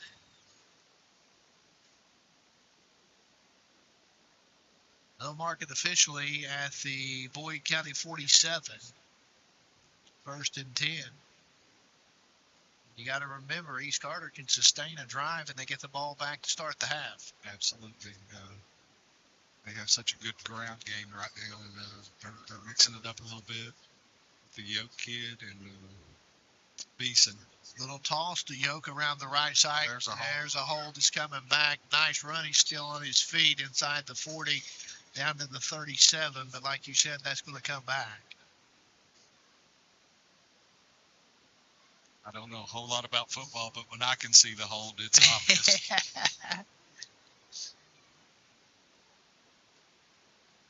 Well, he pointed to us. He pointed our way. Yeah, but it was against East Carter. Yes. They're going to back it up. The other gentleman official, he had it. He's moving it back. Yep, to the 43-yard line. So it's going to bring up a first down and 10 now for East Carter. Or make it a first down and 20 for East Carter. I tell you, Craig, I can't emphasize enough how nice it is to be home and yes, this close to where you can see in the field and see where the ball's spotted and everything. Yep. Last week, Rock Hill has a beautiful facility, but Yes. we were way away. We were a long way away. Little inside handoff again to Beeson out across midfield back to the 47-yard line, maybe the 46. See, the 47, so a 10-yard pickup back to the original line of scrimmage on the same play that got him there the first time. Absolutely. Blake Sexton got him right there, or he would have been off. Maybe got that first down or a touchdown. You know, once he gets his shoulder squares and gets upfield, he can run. Ball in the middle of the field at the Boyd County 47, 2nd and 10 now for East Carter. 2 out wide to the right side, Hall the inside receiver, and McGuffin the outside receiver. Takes the snap, hands the yoke around the left side, being patient, and a short gain before a bunch of those anthracite uniforms swallows him up. I saw Ian Branham in on that stop. Pick up what, if about 1 right there? We'll call it a 3rd and 8. You know, Greg, the yoke kid, I'm impressed. He kind of waits back there and lets the hole open up before he hits it. He's very patient before he hits that hole. And he's strong once he does. He is. He's a really good back. I don't know that there's many backs better than him. Right. Yeah, he's a good back, no doubt about that. Ball on that left hash mark now, 2 wide to the right side of the field. Takes the snap. Does Burton, rolls to his right, tucks it and runs, and he's going to go down, slides shy of the 40-yard line, which is going to be shy of the first down. But you may be in 4-down territory here. They're going to give him the 40. So it's going to bring up a 4th down and 3. Ball on the right hash mark now. Looks like the offense is going to stay on the field. Burton goes over to Tim Champlin and gets the play, and he's going to head back out to the field here. 3.5 left to go before halftime. East Carter trying to keep the drive alive here, 4th and 3 from the Boyd County 40. Beeson's going to be H-back now to the right side, 2 out wide to the left. Yoke set up to the left side of Burton, and we got a timeout on the field. We're going to go ahead and keep it here. Timeout East Carter. 3:15 left to go in the first half. 15-7 East Carter. And, a big play here for East Carter. Absolutely. I mean, the way they were lined up there, I think it was that little misdirection, the fact Yost and handed off to Beeson on the inside. And I think Ferg saw that, and Champ did too. So they both were trying to get a timeout there. It looked like East got it. East got it first. At least that's what it says on the scoreboard. And, if East can keep the drive alive here, in all likelihood, they may run the clock out. They could very well. Or score with very little time left. And then, if you're Boyd County, you're going to get the ball in good field position if you get a hold and a chance to tie this thing up. So here we go. Big 4th down here. Beeson set up to the H-back right side, 2 out wide to the left, which is the open side of the field. Burton out of the shotgun, Yoke to his left side, takes the snap, he rolls to his left, looking, tucks it, runs, and he's got the first down inside the 35 to the 34. I don't think he was ever had any intention of passing that ball. I think it was correct. I think he was running that all the way. He was just trying to freeze the guys. Absolutely. 1st and 10 now, East Carter, under 3 minutes left to go in the second quarter. Ball at the 34-yard line of the far hash mark now, the left side of the field. They'll go 2 out wide to the short side. The H-back again, Beeson set up to the right side. Yoke to the left of Burton. Burton takes the snap. Little underneath handoff on that end around again to Beeson. He gets down inside the 30. Pick up a 4, maybe 5 if they give him the 29. East Carter here had to give him the 29, so pick up at 5. And East Carter still has 2 timeouts left here. Boyd County with all 3.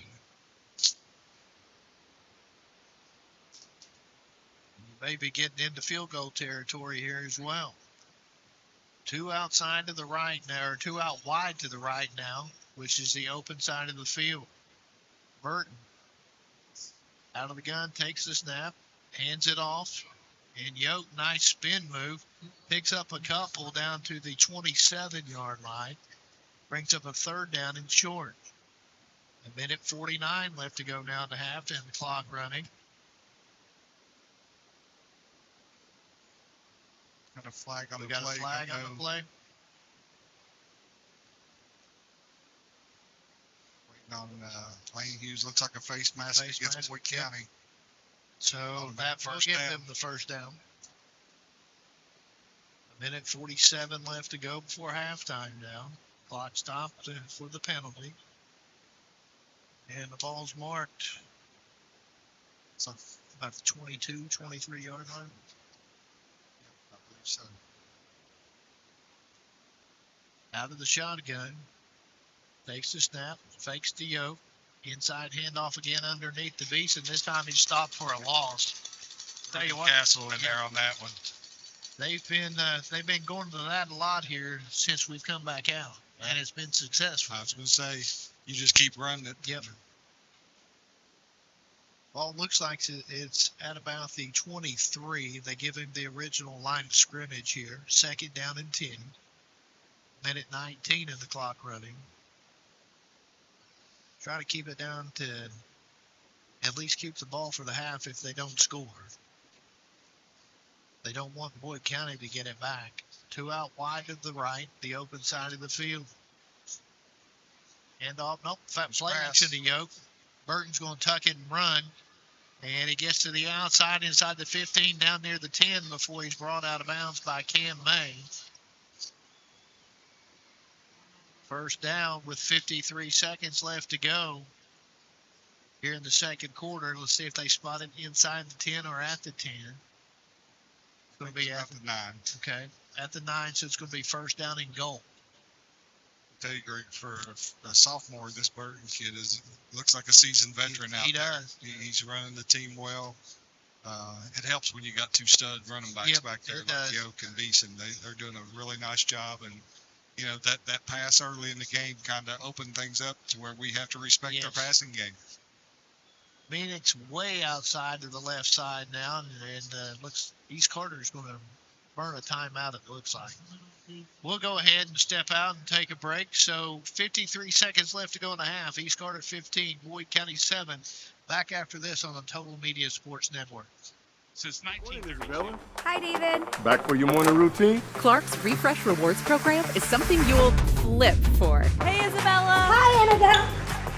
Donut? Don't forget the sprinkles.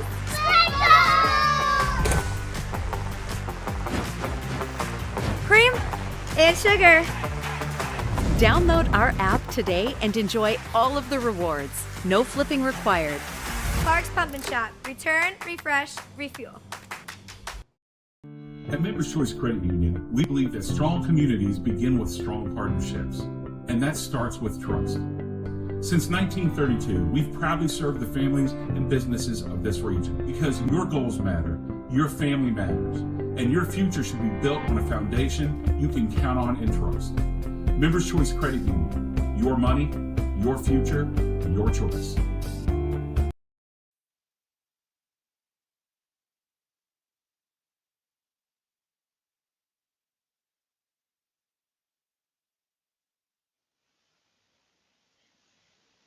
And we got started a tad early there, and Boyd County calls the timeout before East Carter gets the snap off. So we'll go ahead and keep it here this time. 52 seconds still left here in the first half.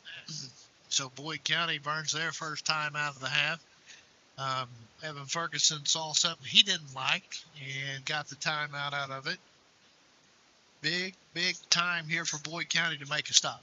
Absolutely, we must have a stop here because if we don't, we're gonna end up giving them the ball back to start the second half. Yep. And that defense is going to be out there. You don't want to give them 2 possessions for 1. What was it? It was 9-12 when we come back, and they 9-12. They run it down to 53 seconds, Yep. and then they're going to get the kickoff to start. Yes. That's a long time for your defense to be on the field. You know, it's just one of your typical East Carter methodical drives, and you know, this is the way they play. It is.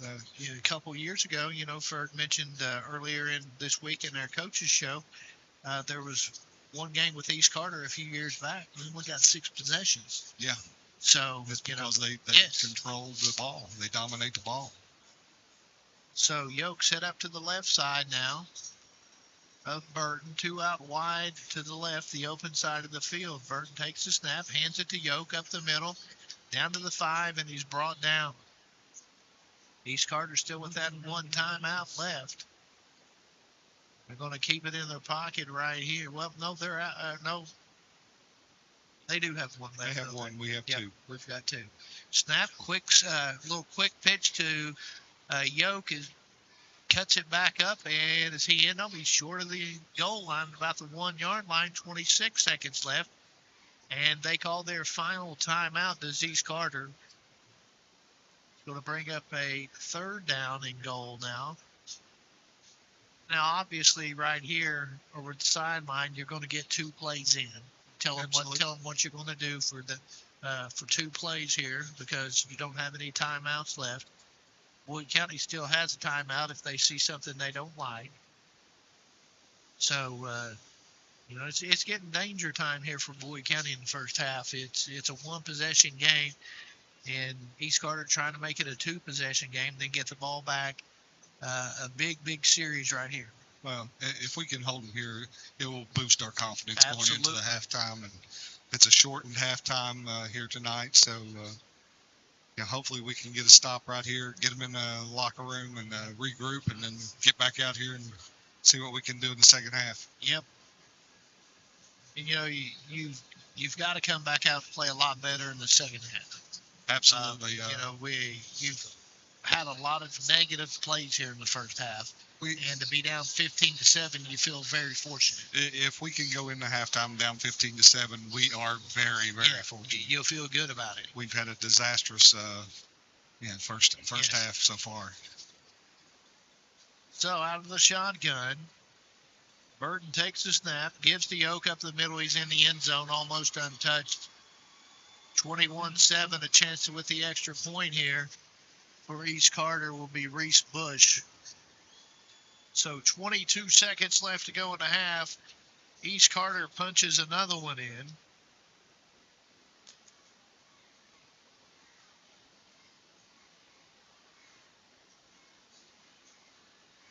A 2-yard run from Yoke. Bush with the kick. Gets up, and it is good. That makes it a 22-7 ball game. We'll keep it right here. And, you know, they may get that 2-for-1 chance now. Yep, we're going to get 22 seconds, and there's not a whole lot you can do there. You just they're not going to kick it to Caleb Kelly. No, they're not. So, there's not a whole lot we can do. Maybe throw a couple Hail Marys there. Which is dangerous as well. Absolutely. So look for some kind of squib kick or something right here to try to keep it out of the hands of the 2 back receivers in Kelly and McDaniels.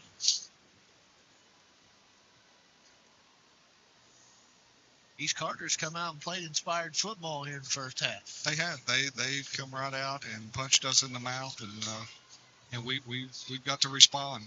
And I think our kids will. They're tough kids, and I think we can regroup here at halftime, come back out in the second half, and see what happens. Yep. Just hope we haven't dug too big of a hole. He's going to kick it. It's going to go out of bounds over around the 30-yard line. So Boyd County will take over 1st and 10. One thing we have going for us, Greg, is we do have an offense that can score quickly. We do. Jace can get up top with Thomas and Caleb.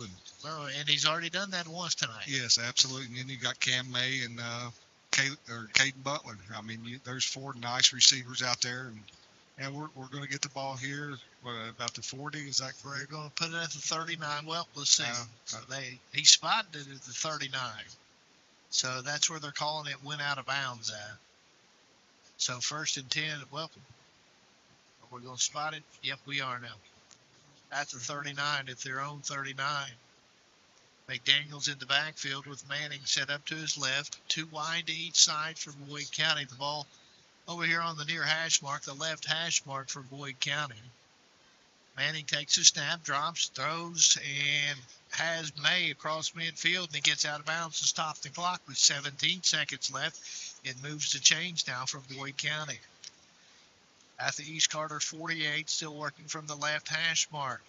Lions going to hurry up to the line here. East Carter's in that prevent defense. Yep. They're giving anything underneath Giving to us. it underneath. 2-by-2 set again. Manning drops, throws, Same pass. has May again down around the 35-yard line. Tell you what, that's a great catch right there by Cam May. That was. Cam went up to get that one. Another 13-yard reception. Staying on this left hash mark.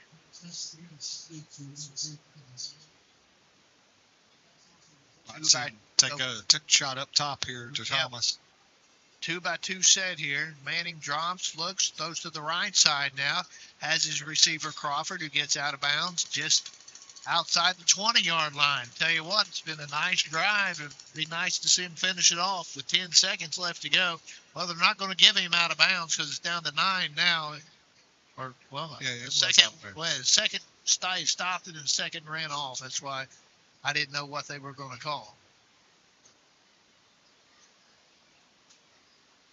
Ball's at the 23, 24-yard line. 23 over there on the far hash mark. I think that he's trying to get some more time back up on the clock, maybe. No, we'll run some more off. We're down to 7 seconds. Yeah, he was telling 7 seconds there. Got one shot at it here. Ball over on the right hash mark. Manning, quick throw, incomplete. So this will be the last play with 4 seconds left. Barring a penalty. Yep. The defensive penalty. It will be the last play of the half. And timeout. Boyd County here. Try to draw something up to get it into the end zone before halftime. It's been a nice job with that 2-minute offense to get it down the field. Absolutely. The 22-second offense. Yeah. Yes. 22-second offense. And, you know, it helps with that prevent defense on throwing that underneath and getting out of bounds. Absolutely.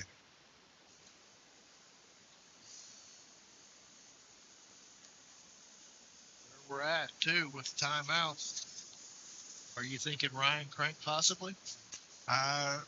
Ryan's got a good leg, but I don't know that he's got the leg to do that. It would be about a 40-yarder once you spotted it. I think I watched warm-ups the other day. In 35, he was good.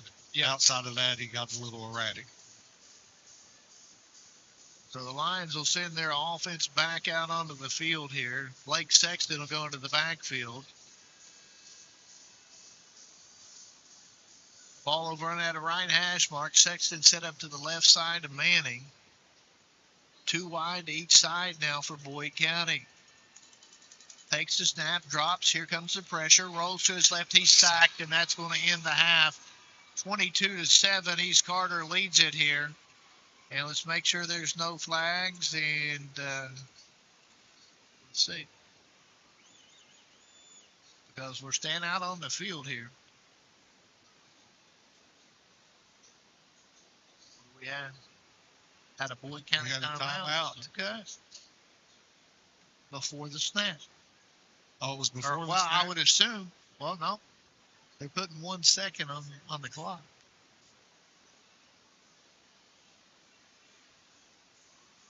I understand Tim Champlin's gripe here. I don't understand what was it.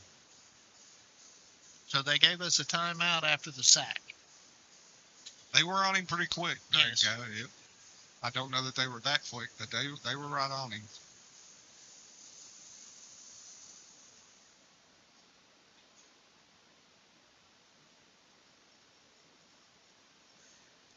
Graceland up 21-0 at the half over Pikeville. Mason up 14-0 over Fleming County at the half. And I think that Russell score was 35-0. Russell won 35-0. So let's see what the Lions try to do here. The ball back to the 30-yard line. It's on the 30-yard line. You got trips to the left side here. Tight end set up to the right for Boyd County. Manning takes the snap, drops back, looks, throws, and it's incomplete. And that is how the half will end. 22-7, Boyd County trails East Carter. Back after this on the Total Media Sports Network. I'm April Perry, the CEO of Kentucky Farmers Bank. On average, our employees have been with Kentucky Farmers Bank for over 10 years, and that is important to you and us. We want you to know who you are dealing with. Whether you are financing a new home, buying a car, or remodeling your kitchen, Kentucky Farmers Bank is the better bank for all your needs. Kentucky Farmers Bank, the better bank for all your financial needs since 1931. Located in Ashland, Summit, and Cannonsburg. KentuckyFarmersBank.com. Member FDIC and equal housing lender. Good morning, Isabella. Hi, David. Back for your morning routine? Clark's Refresh Rewards program is something you'll flip for. Hey, Isabella. Hi, Annabelle. Donut? Don't forget the sprinkles.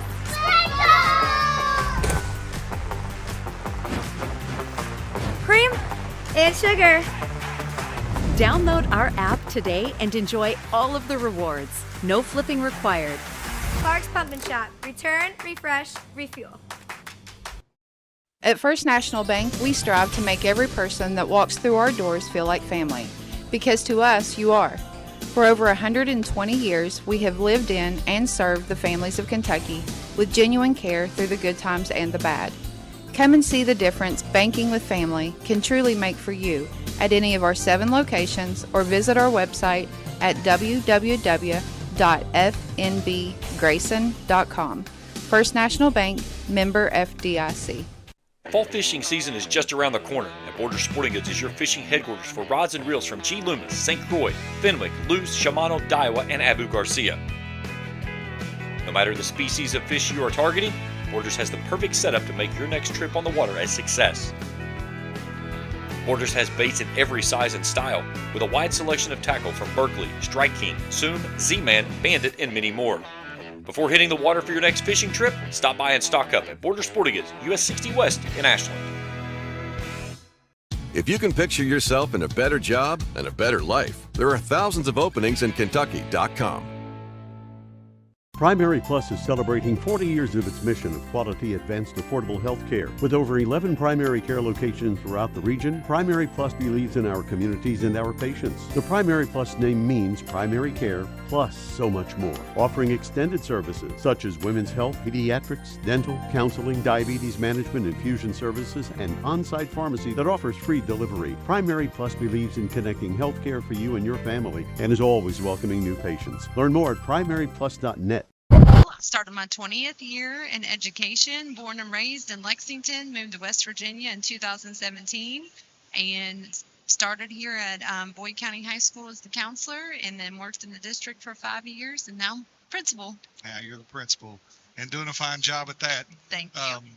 I remember when you first came to our district, and what'd you say, about 9 years ago? Mm-hmm. You were a guidance counselor here, and then you went off to central office and worked as a district coordinator. And tell us a little bit about what you transitioned from as a school counselor into that role.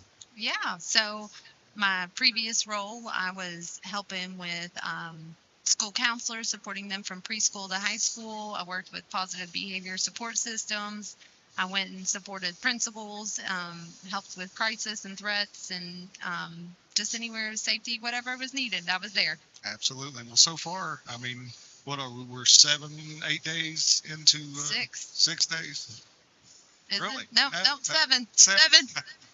It's been a long week. So we've been 7 days into the school year. What's the biggest challenge you've had so far?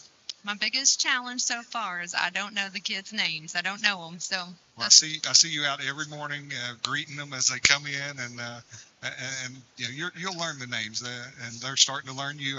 I know today a funny one today. A lady yelled at you, or it might have been yesterday morning, and said, "Is it okay to email the principal?" And you're like, "Yes, it's Kelly Fox."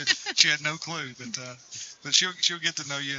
And some challenges that I see that kind of really tough challenges are this new Senate bill that talks about limiting cell phones in school and everything. That's a challenge. It is, but our kids have done amazing with it, and I'm just super proud of them, and they've just run with it. And I've actually talked to many kids, and they've talked about how positive it's been and how they been able to have more communication with their friends. I've heard from teachers that they've already been able to get through more content than they've ever been before in the beginning of the school year. They're more focused, and I think you heard, in the cafeteria, it's louder than it's ever been. So they're talking to one another. Absolutely. That first day I walked in there and I was like, wow, it is really loud in here. And then you kind of looked around and they were all conversing, and it was a good sight to see. It was good. I know a few years ago I took my basketball team and we went out to eat somewhere, and I just got a bag and put all the phones in it and set it in the middle of the table, and it looked like a Christmas tree because they were lighting up, but the kids, they ended up talking to each other, and I thought that was a positive. And I know that it will end up being a positive for our school. It absolutely will be. Tell us a little bit about the new Career and Technical Center that is now attached to your high school building. Oh gosh, it's beautiful, and I'm excited for our public to be able to get to come in it. Hopefully, we're going to have an open house, community open house in October is our goal. But it is an amazing opportunity for our students. It's the nicest tech center east of Lexington, and you kids have opportunities that they wouldn't have anywhere else. So absolutely, everything from industrial maintenance, welding. Auto tech, we got nursing, business, carpentry, IT. Yep, and our CTC director, Courtney Bartley. Yep. She's doing a great job over there. She's amazing. You guys are working together and forming such a great team there. And what kind of goals do you have for the upcoming year? So my main goal would be I want kids to be known. I want kids to be excited to come to school and have, form relationships and make this a place they want to be every day. I want our teachers, to get to know the kids and just have a positive climate and culture. And that's probably my number one goal. I want kids to come to school. So I definitely, increase attendance. That's definitely a goal. So absolutely. And there's a lot of excitement around. I mean, especially like our football team here, and they're playing tonight. We're down right now, but there's a lot of excitement around football and then volleyball. Yep. Your soccer teams, your girls soccer teams, they're doing amazing. Big shout out! They just won the Section 8 sectional here. 2-8, yeah. They go and play at Round County tomorrow. So big shout out to Olivia Pennington and those girls, because they're really fun to watch. They're the defending 16th region champions, and they're a lot of fun to watch. I encourage people to come out and support all our programs. I know our cross country team, Rebecca Cheney, she's taking them down to Mason County tomorrow for a meet, and they're always really good. We've got one of the top runners in the state, in Sammy Govey. And she just went on a visit here not too long ago. So big shout out to Sammy and the cross country team. And something that was really exciting to me earlier tonight, we look out here and there was our cheerleaders, and there was probably about 50, 60 young kids who look up and idolize our cheerleaders. And the same thing was happening out on the football field with our JFL program. Yeah. It was a packed house. It is. This was a great crowd. East Carter, they travel well, and as they should. They have a really, really good football team. But we're about a minute 20 from going here. Is there any shout outs or anything you want to give out there to anybody before we get back to the football game? Well, I just, I'm excited to be here, and I'm excited to see us excel in sports and athletics, and hard work pays off, right? You sound like Coach Ferguson now. Yep. Hard work works. Hard work works. That's right. There we go. Well, Ms. Fox, thank you for coming up here tonight. Get back down on the sideline and cheer our boys on. Okay, thank you. Go Lions. Thank you.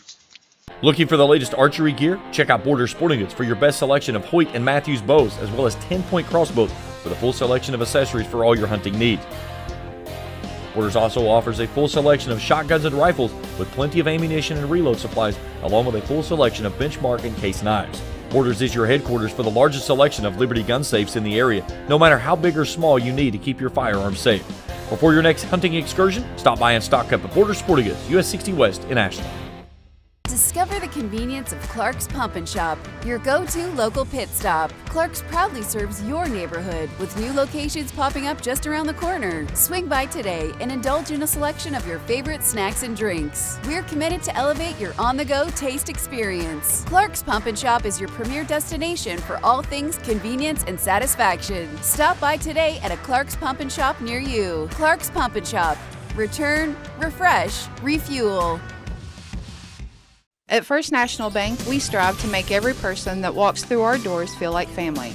Because to us, you are. For over 120 years, we have lived in and served the families of Kentucky with genuine care through the good times and the bad.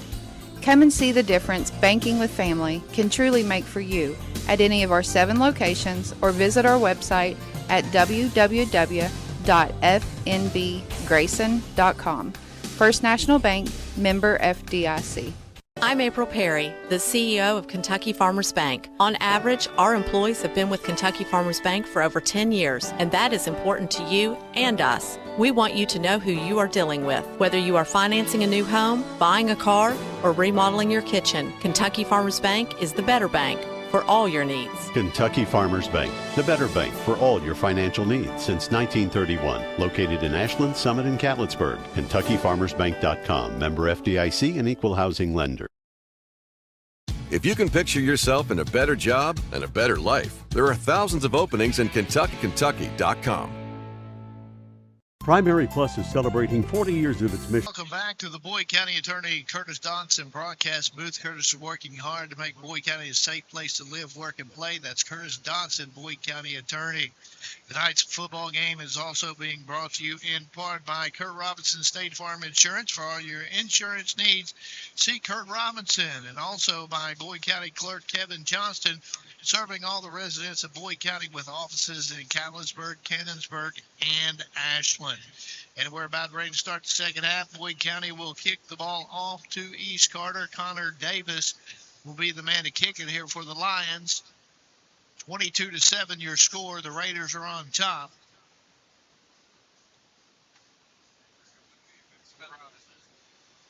I wouldn't be a bit surprised to see Coach Ferg maybe try a little onside kick or something 100%, here. Just to try to get your kids going. Try to get some momentum going back our way. And once again, special thanks to Miss Kelly Fox for coming up and spending the halftime with us. And here we go. Davis will kick it deep. And Beeson will let it go into the end zone. And East Carter will take over first and 10 from the 20-yard line. And shows you what I know there, Craig. I said onside kick, we kick it in the end zone. It's all good. Yes, it is. I'll tell you what, Ian Wilburn's been up here trying to get this feedback out of our headsets. It's a lot better right now, isn't it? It is, and a big shout out to Ian. I've had to call him down to my office a couple of times this week with tech issues, and he's always willing to do that. And we appreciate Ian there to high school. Yep, we really do. He's one of our cross-country coaches that'll be heading to Mason County tomorrow. He was dreading this delay because of that. He's probably wanting to go home and get some sleep. Out of the shotgun, Burden takes it, hands it off to Yoke. Yoke hit at the line of scrimmage and brought down. Second down and long now for East Carter. Brody Castle, I think, made the initial hit there, and then a host of lines jumped in. See where they spot the football at. Did he lose a yard on it? He did, back to the 19. So second down and 11 here for the Raiders. Be nice to see a 3-and-out here, or get a turnover before that. Greg, it's always nice to have Curtis Cry in our back pocket because these stats, I'm not real good at stats. I get excited and I watch the game, and 2 or 3 plays will go by and I don't know who made a tackle. So my stats are definitely unofficial. Burton, there's an tried offside. The hard count, and he's going to draw his own guys off. He did. So it's going to be a false start against East Carter.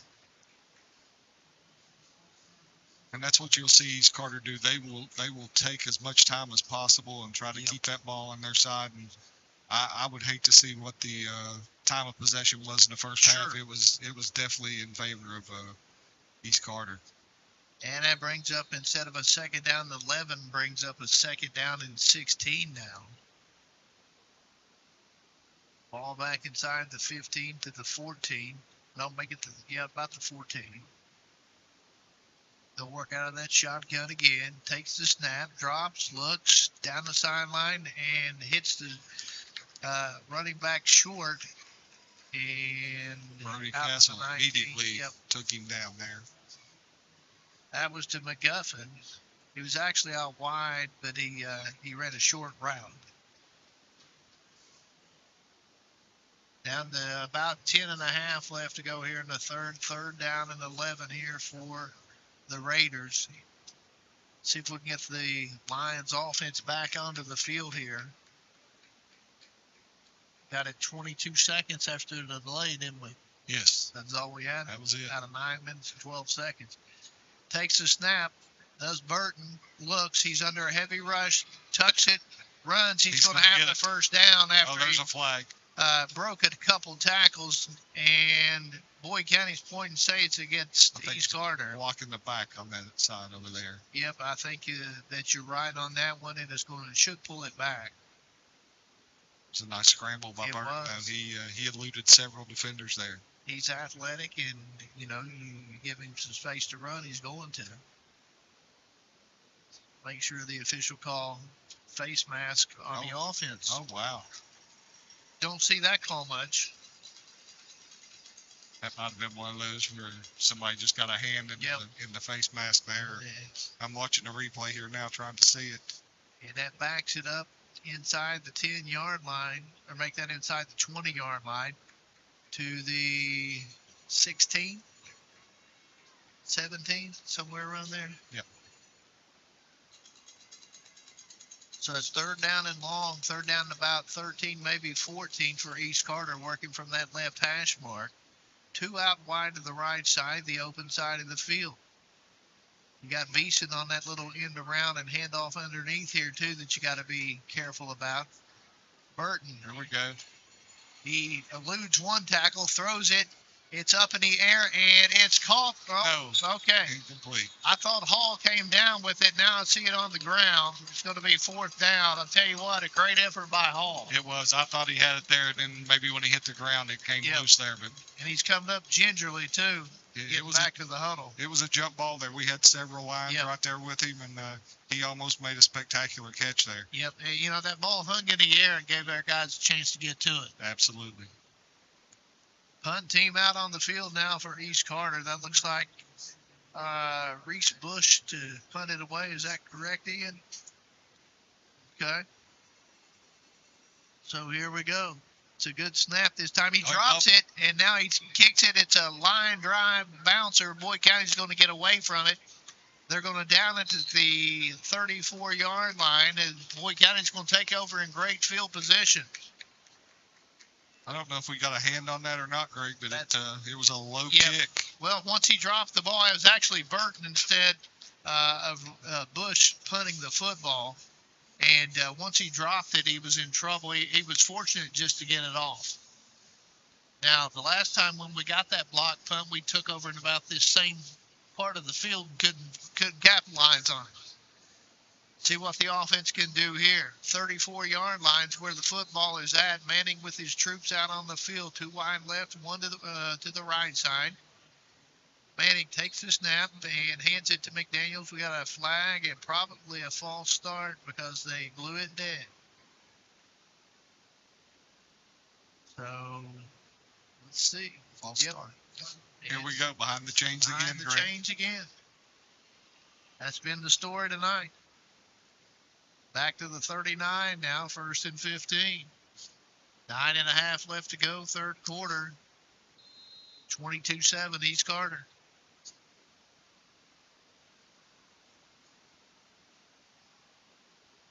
And here we go. Out of the shotgun, 2 wide left, 1 wide to the right. McDaniels in the backfield. Manning Throws to Cam May over on the sideline. Nice catch. Bobbled it and got it back inside the 30-yard line. Down to the 26, maybe? I believe so. 13-yard gain there. That's a good chunk of it back on first down. We saw that play at the end of the first half. He ran 2 in a row there for Cam. Well, East Carter's given a lot of cushion. Now they're going to come up on him. Manning takes the snap, hands to McDaniels, left side. He's got room inside the 20, 15, and brought down at about the 14, maybe the 13. He's electric. He really is. First down and 10, Boyd County inside the 15-yard line at the 14. Ball on the left hash mark here. 11-yard run there for James McDaniel. Manning looks over to the sideline. He's going to direct his guys now. McDaniels is going to set up to his right side. 2 wide to the left, the short side of the field, 1 to the right. Quarterback keeper off play action, gets inside the 10, down to around the 5, and brought down inside the 5-yard line is Jace Manning. At about the 3, Boyd County first down and goal now. Jace did a really nice job following his blockers right there, and then when the hole opened up, he shot right through for a nice 12-yard gain. Comes up limping a little bit. Looks like Ferg has went to a little hurry-up offense here that's paying off for us right now. 2 wide left, 1 wide right. Handoff McDaniels, left side, gets into the end zone, touchdown from 4 yards out. James McDaniels finds pay dirt for Boyd County.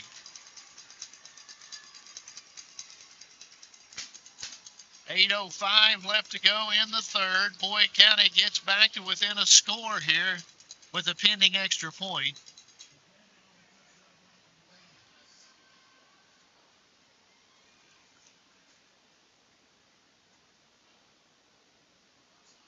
Lions are going to go for a 2-point conversion here. Everybody's lined up over to the left side. Let's see if the Lions are going to snap it, and they do to Manning.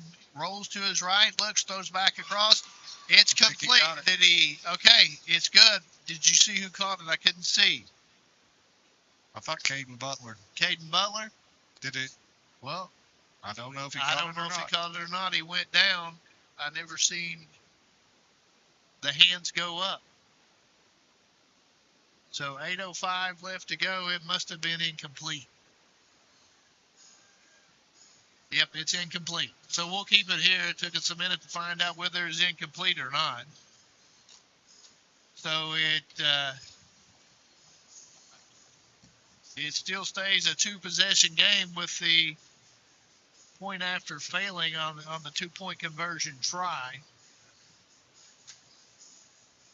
But a good start. Absolutely a good stop there to start the third quarter, and then march it down the field and go in. And like I said, that hurry-up offense seemed to benefit us right there. Which was totally opposite of what East Carter's been doing. So maybe you're getting them out of their comfort zone a little bit. Absolutely, and whatever works at this point, we need to stick with it.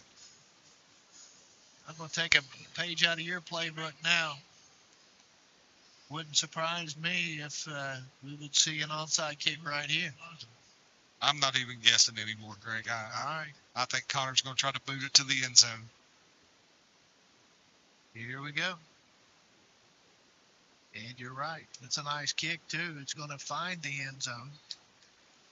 And East Carter will take it over again, 80 yards to drive. Nice drive there by Boyd County on that first series with the aid of a short field. Originally started out at 34, then we got behind the chains to the 39. You got a big chunk of that on first down, then roll. Yep, absolutely. Hit a couple of nice out routes to Cam May there, and a nice run by Jace and James McDaniel. East Carter take over. The football set in the middle of the field on the 20-yard line. Beeson's going to come over, set up at that H-back over on the right side of the field. 2 out wide to that side as well. Handoff goes to Landon Yoke, stretches it out to the right, tries to huddle a guy, gets it out to about the 25, maybe the 26-yard line. McDaniels came in and Yoke just tried to leap him. Yep, have Brody Castle and James McDaniel in there on that tackle. We're going to give him the 27, so I'll pick up a 7 on the play. Second down and 3. And you're right. I said earlier he does a great job of staying behind his blockers and getting more than what he probably should. Yeah, just a very patient back. He does a really nice job. 2 wide to the left this time. Beeson lined up to the right. Here comes that inside handoff on the end around to him. Ian Branham. Boyd County smelled that one out. Ian Branham from the backside runs him down and pulls him down. Grown man play there by Ian Yes, Branham. it was. He saw that coming and followed him on the handoff. They've run it enough tonight. We should be ready and prepared for that. Ball at the 26, so a loss of 1, third down and 4. Somebody's going to get a good look on that at film for the rest of the year, aren't they? Absolutely. Ian Branham, a very high IQ football player there. Yes. I'm sure he kind of read that, stepped in there and made a nice play. 2 out wide to the left. The H-back set up to the left as well. Snap, Burton rolls left, looks, throws, and it's complete for a first down at the 34-yard line. So East Carter will move the chains.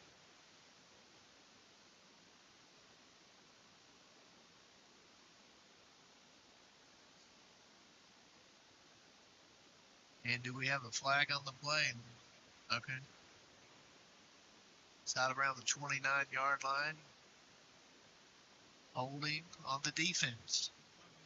You're going to wipe that one off and get the first down and move on. Well, no, they're going to accept it because it's going to be more yardage. Get him out to the 36 instead of the 34. I think he gained about 7 or 8 yards, and with the penalty, they got 10. Yep.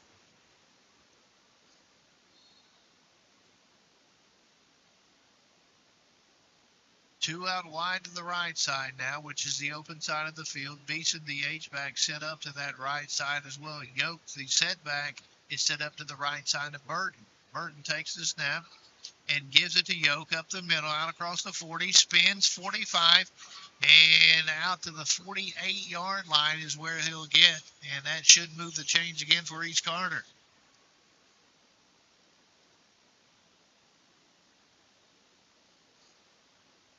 Somebody asked me how fast is the Yoke kid, and about all I can say is he's fast enough. He's fast enough. Because it's like we can't take him down. He's just so patient. And he got a nice little juke to him. And he plays so hard. He does. Glad he's a senior. Burton, again out of the shotgun. Takes a snap, hands it off to Yoke, who was to his right. Patient again, gets across midfield down to about the 47, maybe the 46 of Boyd County. Spotted at the 47s where they're going to spot it.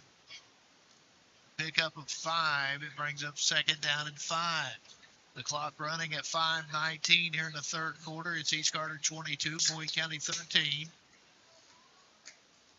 East Carter will work from that left hash mark over there. Again, taking their time. Play clock now down to 10, so they still have plenty of time. McGuffin comes out wide to the right side. You got one wide to the left as well. Snap, handoff, Beeson with it. And he's stopped at the 45-yard line, so a pickup of 2 on that play. Third down now at about 3 for East Carter.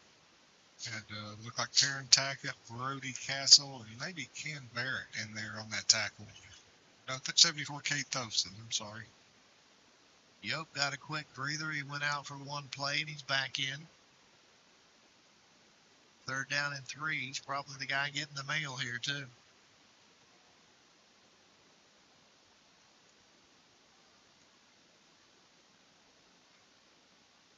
Little pitch forward to Beeson, and he's going to lose yardage back near midfield. Nice play there by the Lions. I was going to say, if you didn't get it, it's a 2-possession game. You're probably going to go for it, but that loss may have done something to that. like Ian Branham, Caden Nottingham, and is that Caleb Kelly in there up from the safety spot? Wow. He does a good job filling a hole. Brings fourth down now. They're going to keep their offense on the field, I believe. Fourth down and 7 from the 49, the Boyd County 49, and they are keeping it on the field. McGuffin goes out wide to the right, Hall in the slot to the right. And here comes the hard count. Gets the snap, does Burton, rolls right, throws to the sideline. Does he catch it? He does. He does. And it's a first down inside the 40-yard line. That was a really nice catch there by number 2. McGuffin did a great job of getting out there, and a good placement on the ball by Burton as well. Yeah. McGuffin was the only person catching that ball. Yep. To the 38, he slid to the outside, had to go outside to catch it there. 3:08 left to go now, and the clock running here in the third. Burton takes the snap. Little inside handoff, end around again to the 35-yard line is Beeson. Pick up a 3. Right now by Brody Castle. Calling his name a lot tonight. Yep. Which, he had 19 tackles last weekend. This half I've got him for 6. And your possessions here with the way East Carter's eating up the clock are going to be limited for the rest of the ball game, so you got to have a stop. Well, what was it you said a couple years ago? We played East Carter and had 6 possessions. That's crazy, a stat like that. 2 out wide to the left. The H-back Beeson set up to the left. Yoke to the left of his quarterback Burton. Takes the snap, does Burton. Throws, and it's deflected, incomplete. Good job that time by Keith Osen. Got a hand on that. Third down at 7 now. If you're Boyd County and you need the football, the clock is stopped. Yes. So that was a plus there. Yes. Incomplete pass, clock stops. We just need to get that ball back and make something happen here. Yes. Ball on the right hash mark, 2 out wide to the left. That's McGuffin and Hall. Don't make that McGuffin and Meanix. Handoff. Yo. It's 4 down territory, so they we'll get 3 or 4 here and try it again.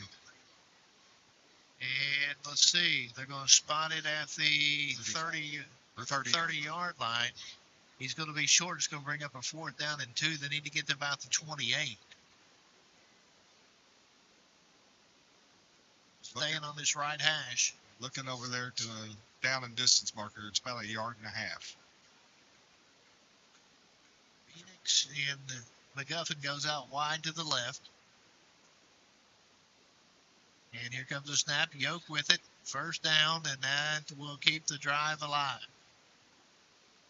And that's the thing with East Carter. They're very capable of, when we restart this game with 9:12, they ran it down to 22 seconds, so 8:50. Almost a 9-minute drive. Yeah, and you get points. Absolutely. And, one more score, and I think our possessions will be limited. Yes. That's why it's so important right here to get a stop. Ball down to the 37-yard line. 2 out wide, 1 to each side. Burton takes the snap. Hands to Yoke. He's going to stretch it out to the left side. Now turns it upfield. Nice stiff arm. And gets out of bounds over on the far sideline. Let's see where they mark him out of bounds. It looks like about the inside the 20s what it looks like they're going to give him. Needed to get to the 17 for the first down. They're going to mark him right at, is it going to be right at the 20? I believe so. Yeah, it is. So it's a 2nd down and 3 now for East Carter at the Boyd County 20. Drives like that, your offense doesn't get a chance to get back out on the field. No, our defense has been on the field a lot tonight. And the volume of plays may not be that high, but it's just the style they play. Yeah, it's just run it right down your throat. 2 out wide to the right, the open side of the field. Motion by Beeson. He gets the handoff, the inside handoff, gets it in for the first down. down to near the 15. Aiden Butler and Caden Nottingham in on that tackle. Inside the 15 to the 14. Tell you what, they're very good at what they do. They do. They don't try to go outside the box. That's a 1-2 punch, and then they have a nice quarterback who can hit that short pass like they did early in the game. Too wide to the right. Yoke set up to the left of Burton. Burton out of the shotgun, takes the snap, hands it off to Yoke, stretches it out right side, gets it inside the 10, and brought down about the 9, maybe the 8-yard line. That's going to be the last play of the quarter as the clock's down to 2, 1, and 0, and that is where the third quarter will end. It's East Carter 22, Boyd County 13. Back after this on the Total Media Sports Network. I'm April Perry, the CEO of Kentucky Farmers Bank. On average, our employees have been with Kentucky Farmers Bank for over 10 years, and that is important to you and us. We want you to know who you are dealing with. Whether you are financing a new home, buying a car, or remodeling your kitchen, Kentucky Farmers Bank is the better bank for all your needs. Kentucky Farmers Bank, the better bank for all your financial needs since 1931. Located in Ashland, Summit, and Cannonsburg. KentuckyFarmersBank.com. Member FDIC and equal housing lender. Looking for the latest archery gear? Check out Border Sporting Goods for your best selection of Hoyt and Matthews bows, as well as 10-point crossbows with a full selection of accessories for all your hunting needs. Borders also offers a full selection of shotguns and rifles with plenty of ammunition and reload supplies, along with a full selection of benchmark and case knives. Borders is your headquarters for the largest selection of Liberty gun safes in the area, no matter how big or small you need to keep your firearms safe. Before your next hunting excursion, stop by and stock up at Border Sporting Goods, US 60 West in Ashland.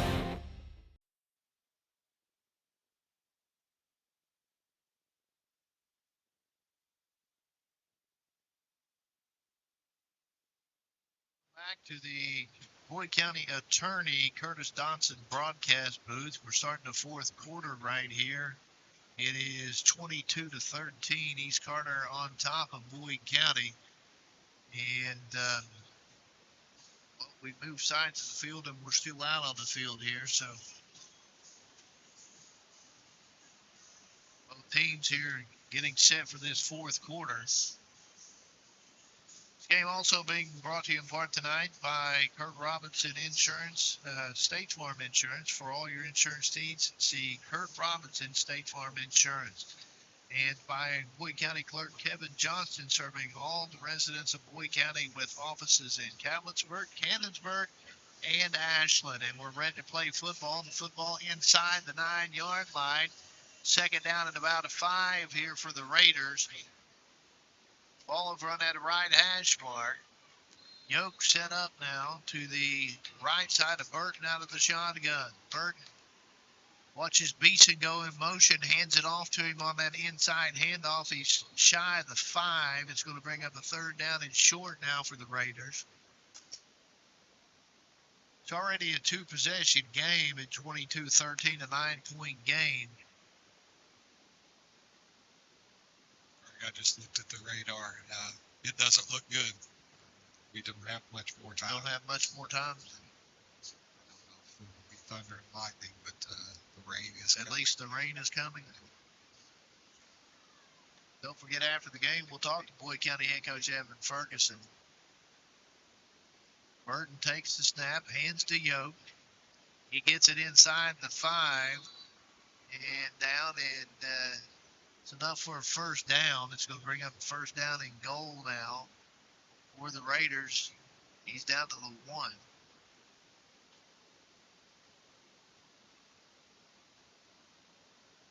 Ball over on that right hash mark. A score right here would make it hard on a Boyd County comeback. Too wide to the right, the short side of the field. Beeson, the H-back, set up to the right side.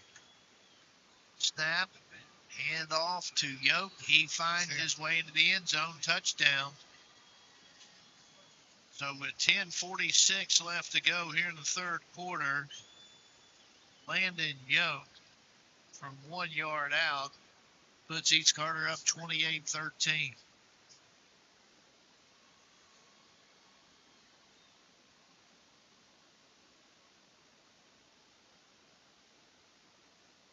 Carter huddled up here. Are they going to go for the 2 here? Try to make it a 30-13 game? Or are they going to...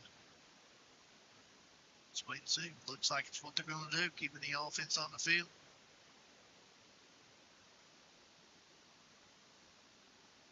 Two out wide to the right side. Meanix is the outside receiver. The inside receiver being McGuffin. Snap to Burton. Hands it off to Yoke. He stops short. He doesn't get in. It's a 28-13 ball game with 10:46 left to go. Back after this on 105.7 FM WLGC. Fall fishing season is just around the corner, and Border Sporting Goods is your fishing headquarters for rods and reels from G. Loomis, St. Croix, Fenwick, Lewis, Shimano, Daiwa, and Abu Garcia. No matter the species of fish you are targeting, Borders has the perfect setup to make your next trip on the water a success. Borders has baits in every size and style, with a wide selection of tackle from Berkeley, Strike King, Soon, Z-Man, Bandit, and many more. Before hitting the water for your next fishing trip, stop by and stock up at Border Sporting Goods, US 60 West in Ashland. I'm April Perry, the CEO of Kentucky Farmers Bank. On average, our employees have been with Kentucky Farmers Bank for over 10 years, and that is important to you and us. We want you to know who you are dealing with. Whether you are financing a new home, buying a car, or remodeling your kitchen, Kentucky Farmers Bank is the better bank for all your needs. Kentucky Farmers Bank, the better bank for all your financial needs since 1931. Located in Ashland, Summit, and Cannonsburg. KentuckyFarmersBank.com. Member FDIC and Equal Housing Lender.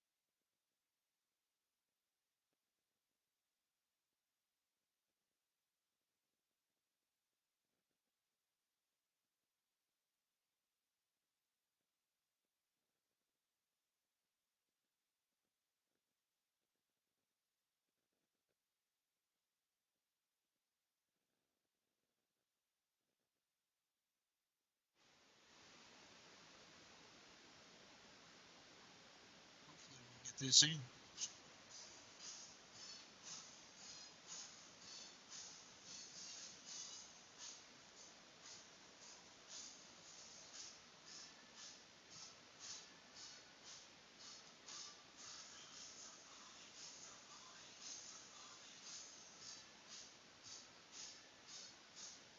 10:03 left to go. Both teams back out on the field now. 28-13 is your score. Boyd County will work from that left hash mark.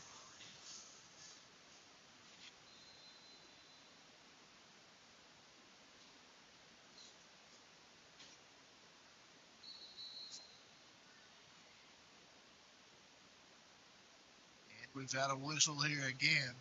Now we're ready to play. 1st and 10, Boyd County.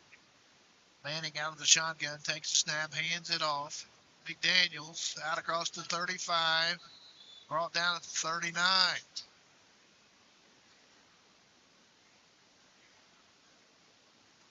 Pick up there. He's going to bring up a 2nd down and 1.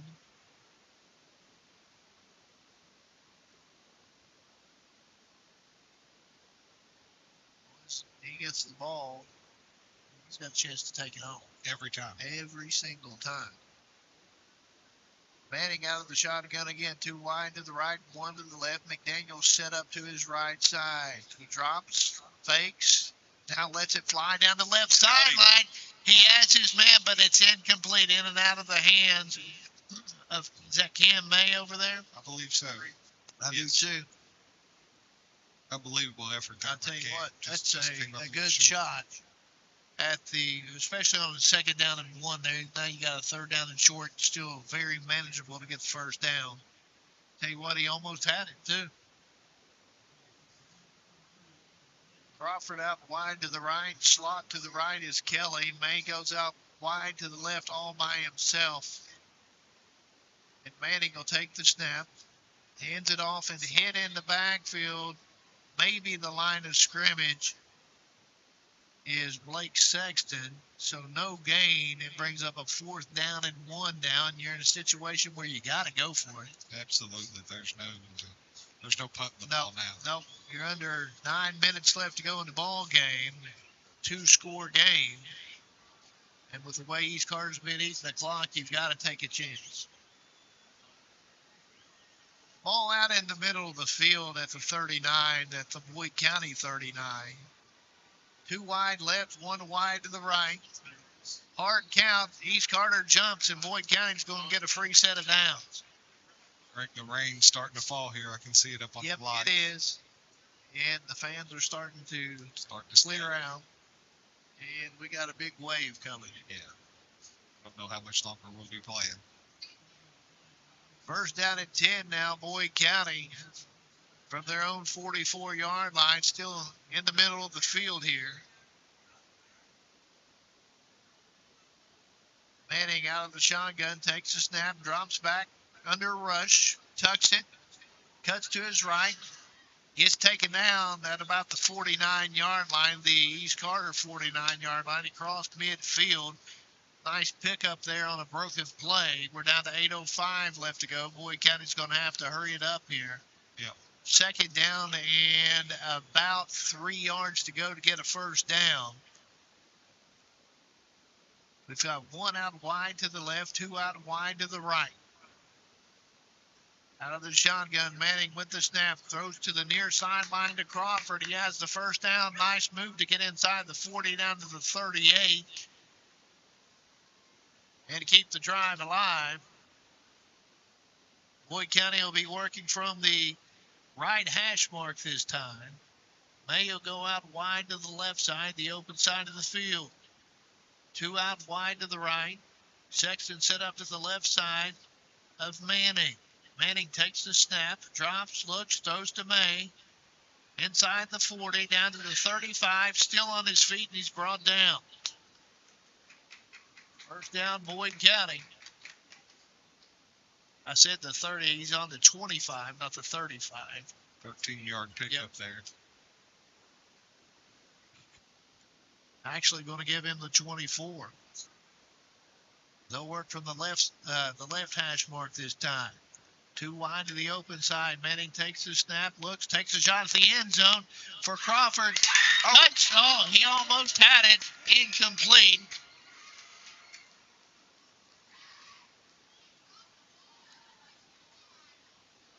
That brings up a 2nd down and 10 now for Boyd County.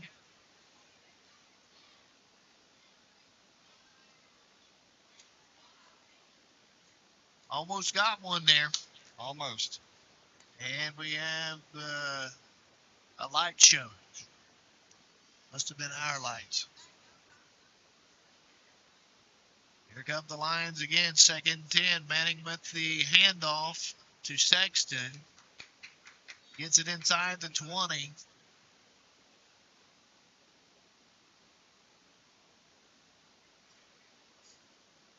Going to mark it right at going to mark it in the 19. So a pickup of 5 brings up a 3rd down and 5 here from Boyd County. Sexton again will line up to the left side of Manning. 2 wide right, 1 wide to the left. Low snap. Manning goes and gets a little out route again to May for the 1st down. They're going to say he's still in bounds, so the clock's going to continue. Well, no, they said he's out of bounds because the clock stops. He's stopped on the 1st down. Stopped on the 1st down, okay. Yeah, they're running it now. Looks like it's on about the 11-yard line. Okay, I can't see that far over there. 1st and 10 from the 11-yard line. Manning with the snap, hands it off to Sexton up the middle. He's going to take it in from 11 yards out for the touchdown. Makes it a 28-19 game. An extra point here will make it a 1-possession game. 6:09 left to go in the contest. Boyd County's back in it. If you can get the extra point here. Sexton with a run from 11 yards out and crank in to kick the point after. Good snap, holds down, kicks up, and the kick is good. We've got a 28-20 ball game and 6:09 left to go. Back after this on the Total Media Sports Network. If you can picture yourself in a better job and a better life, there are thousands of openings in Kentucky right now. And with the Work Ready Kentucky Scholarship, you can prepare for many of them tuition-free. Good at Ashland Community and Technical College. This scholarship offers 100% free tuition for classes that can prepare you for a great job in healthcare, advanced manufacturing, and more in as little as 13 weeks. Get started today at workreadykentucky.com. Primary Plus is celebrating 40 years of its mission of quality, advanced, affordable health care. With over 11 primary care locations throughout the region, Primary Plus believes in our communities and our patients. The Primary Plus name means primary care plus so much more, offering extended services such as women's health, pediatrics, dental, counseling, diabetes management, infusion services, and on-site pharmacy that offers free delivery. Primary Plus believes in connecting health care for you and your family and is always welcoming new patients. Learn more at primaryplus.net.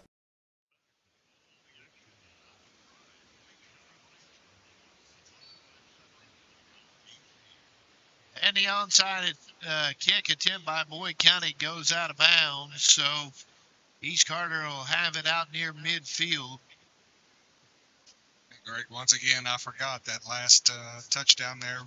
The trip to the red zone was brought to you by Realtor Logan Fraley Wallace and Executive Properties. Whether you're looking to sell or buy a home, let Logan handle the process. Give her a call at 606-923-2957. And we'll get it in one way or the other, won't we? Well, better late than never. And we're back to the Boyd County Attorney Curtis Dotson broadcast booth as well. From the 49-yard line, their own 49, is where East Carter will take over. Landon Yoke takes a handoff and gets across midfield into Boyd County territory down to the 46-yard line, no, 47-yard line. So pick up a 4 on that play, brings up a 2nd down and 6 as the rain's starting to get a little bit harder here. We need a turnover, Greg. Yes, we do. Boyd County with all 3 timeouts left. East Carter not in any hurry here. They'll send 2 out wide to the left side. And the H-back Beeson will line up to the left as well. Yoke to the left of his quarterback, Merton. Merton takes a snap, hands it off now to Yoke. Yoke breaks a tackle, gets it inside the 40 down there to the 35, and he's out of bounds. And that's going to be enough for a 1st down for East Carter. Yep, it's starting to come down pretty good now. That might have been the only mistake that kid's made tonight by going out of bounds. Going out of bounds. Yep. He's had a phenomenal game. First and 10, East Carter from the Boyd County 37. Too wide to the left, the open side of the field. Beeson, the H, backs it up to the left as well. Burton takes the snap, hands it off. Yoke gets it down near the 30-yard line before he's pulled down by a host of Boyd County defenders. They're being very deliberate now. They're running that play clock down to 2-3 seconds each time, and then when you can hand it off to Yoke in there, and then you've got Beeson as a secondary runner. It's a really hard offense to stop. Not bad to have him as a secondary option at the ball right at the 30-yard line. And so it brings up a second down and short here for East Carter. Burton takes the snap, hands it off to Yoke. He's got the first down and more inside the 25-yard line. And a score right here puts it away. Yeah, for sure. Down to the 24 is where they're going to spot it. 4.5 left to go in the ball game.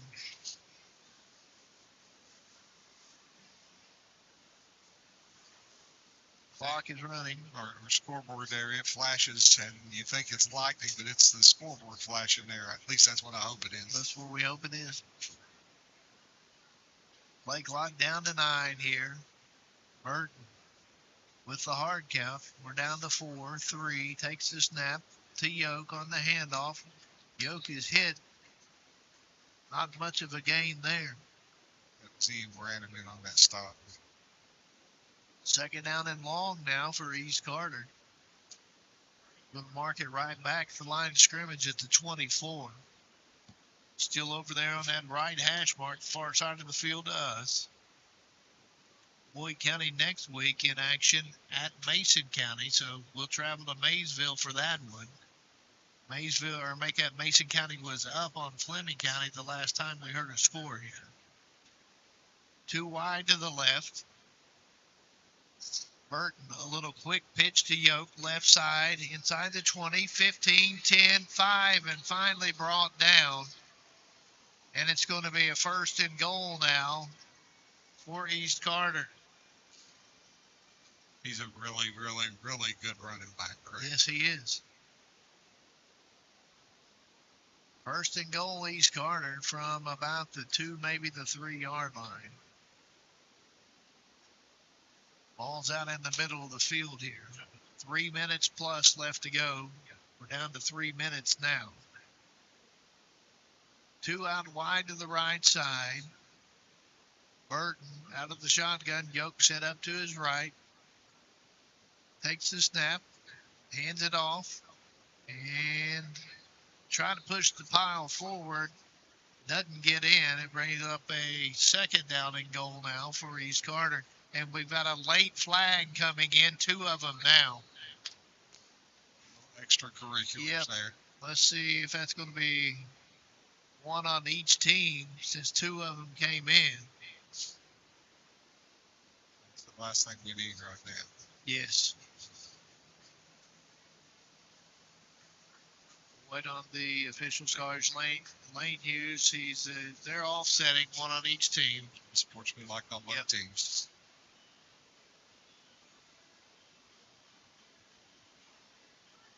Being 15 minutes apart from each other, you know it's going to get chippy. Absolutely. It's part of the game. It's just a good, hard-fought game, and emotions run high. Second and goal now from the 3 for the Raiders.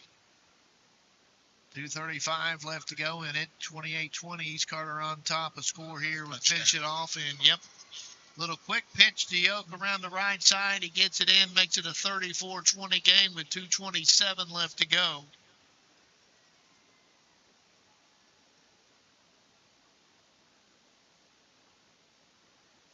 And I'm going to guess he's going to try to make it a 16-point game here instead of a 15 to make it where you have to have 2 scores and 2 extra points here, and they're going to keep that offense on the field. I would keep that offense on the field, and I would hand it to number 20. Oh, absolutely. Absolutely. And as a backup, I would hand it to 23.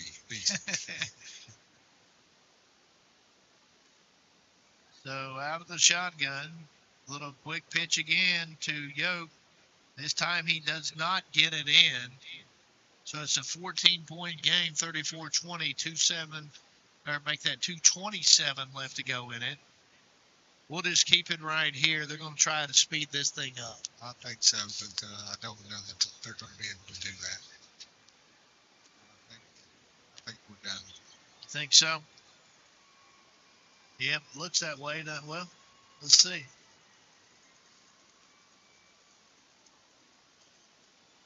We'll just keep it right here. 34-20, 2:27 left to go.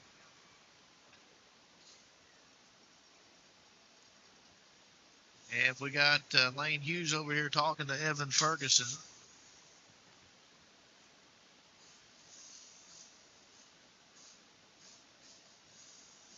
And we're going to keep playing, I believe. Well, maybe not. Boyd County's coming out to the field, but we'll see. East Carter out as well. Hard rain, some lightning in the area. It's in the area. And here we go. Well, the officials are not ready. Now we're going to play. Kick knocked down at the 35-yard line by the Lions, their own 35. That's where they'll take over. Brody Castle, the man to knock it down, then jump on top of it. 2:23 left to go in the game. 34-20. East Carter on top. Ball over on that left hash mark is where Boyd County will start out here. And it's really coming down now. Yep. Out of the shotgun, Manning takes the snap, drops, rolls to his right, looks, still looking, lets it fly, and it's picked off at the Boyd County 45-yard line, and that should do it with 2:16 left to go in the ball game.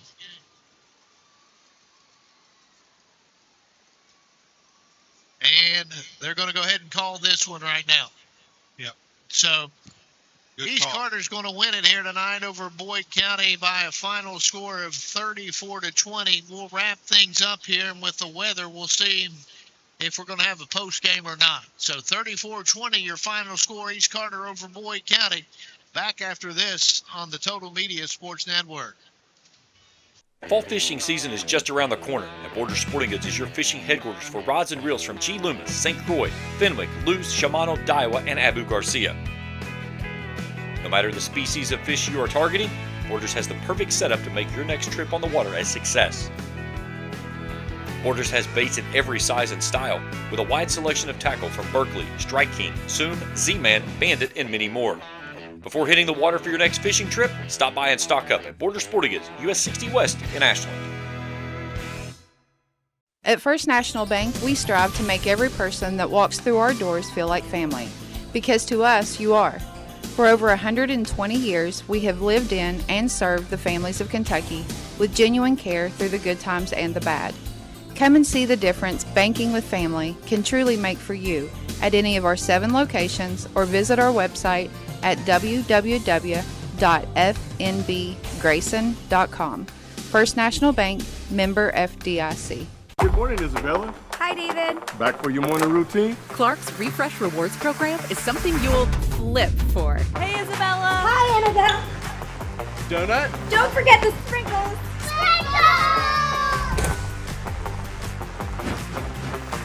Cream and sugar.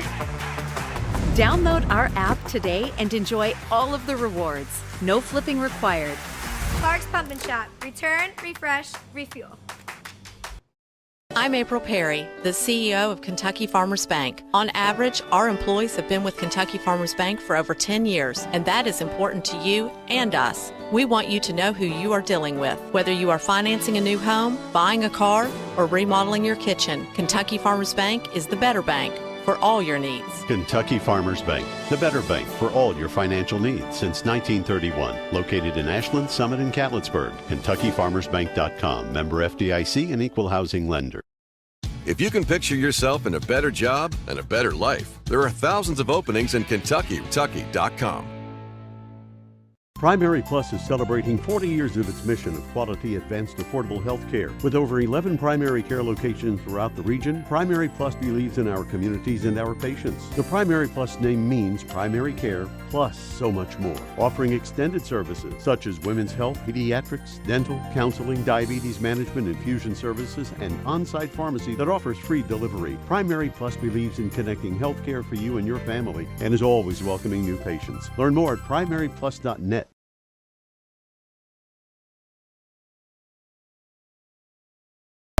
Nicotine can alter brain development in teens, affecting memory, learning, and impulse control. Vape aerosol contains 7,000 harmful chemicals like lead and formaldehyde.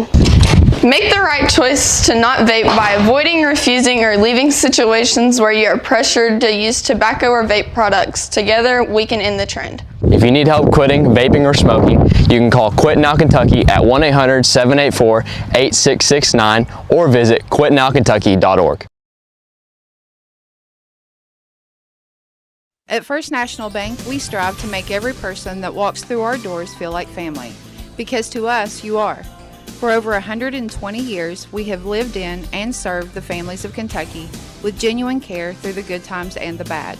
Come and see the difference banking with family can truly make for you at any of our 7 locations or visit our website at www.fnbgrayson.com. First National Bank, member FDIC. East Carter wins it here tonight over your Boyd County Lions. Boyd County falls to 2-1 on the season. East Carter ups their record to 2-1 this season. Next week, Boyd County is on the road again, this time in Maysville at Mason County High School, which is the past couple of years especially has been a good rivalry between these two schools and, in the playoffs as well. So both teams 4A schools, so it should be a good matchup down in Maysville next week. That's always a good place to go. And, the Lions, at least regular season-wise, are on turf the rest of the way out this year. I tell you what, the rain really coming down now. We're getting a lot of lightning as well. So we're trying to push things through here. I told Ferd just to go on ahead, get back there with his kids and get everybody out of here because we may be in for a little bit of a long night here. We owe you one more break. We'll go ahead and take it. When we come back, we'll wrap it up. Your score again, East Carter 34, Boyd County 20. Back after this on the Total Media Sports Network. Hello, everyone. I am Rick Clark. Let me introduce you to Carlisle, Annabelle, and Zach. And as you can tell by these commercials, this family has a lot of fun. We have a great team here at Clark's. And we would love for you to join our family. Whether you're a young person looking for your first job, someone who's looking for extra work, or maybe you're ready to start a career at a growing company, we want to talk to you. To find out more and start the process, go to myclarkspns.com. Clark's Pump and Shop. Return, refresh, refuel. Looking for the latest archery gear? Check out Border Sporting Goods for your best selection of Hoyt and Matthews bows, as well as 10-point crossbows with a full selection of accessories for all your hunting needs.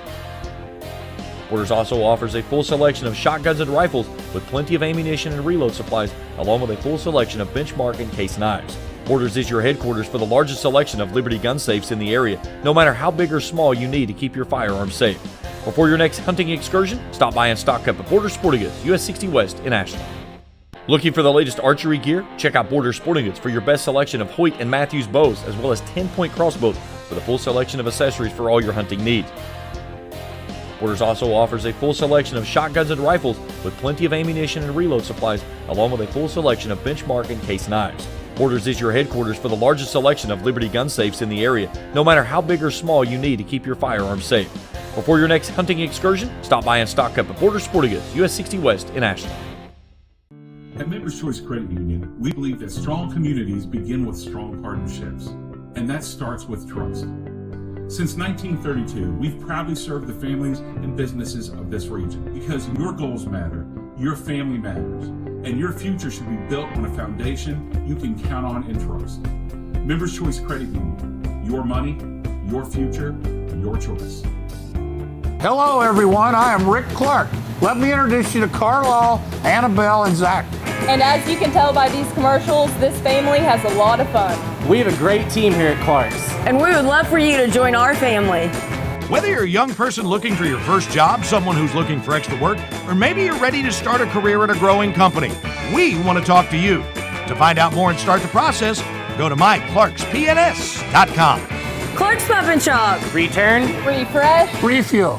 I'm April Perry, the CEO of Kentucky Farmers Bank. On average, our employees have been with Kentucky Farmers Bank for over 10 years, and that is important to you and us. We want you to know who you are dealing with. Whether you are financing a new home, buying a car, or remodeling your kitchen, Kentucky Farmers Bank is the better bank for all your needs. Kentucky Farmers Bank, the better bank for all your financial needs since 1931. Located in Ashland, Summit, and Cannonsburg. KentuckyFarmersBank.com. Member FDIC and Equal Housing Lender. No down payment? No problem. Here at KFB, we make homeownership easy with our no down payment home loans. Whether you're buying your first home or ready for something new, KFB is here to guide you every step of the way. Apply today and take the first step towards your dream home with no money down. Restrictions apply. Not all applicants will qualify. KFB, the better bank. Located at Ashland, Cannonsburg, Louisa, Summit, and Williamsburg. Member FDIC, Equal Housing Lender.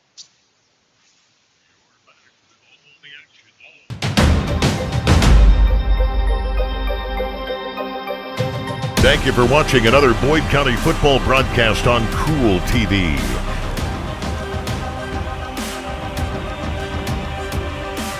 This broadcast of Boyd County Lions football has been an exclusive sports presentation of the Total Media Sports Network and Kool TV.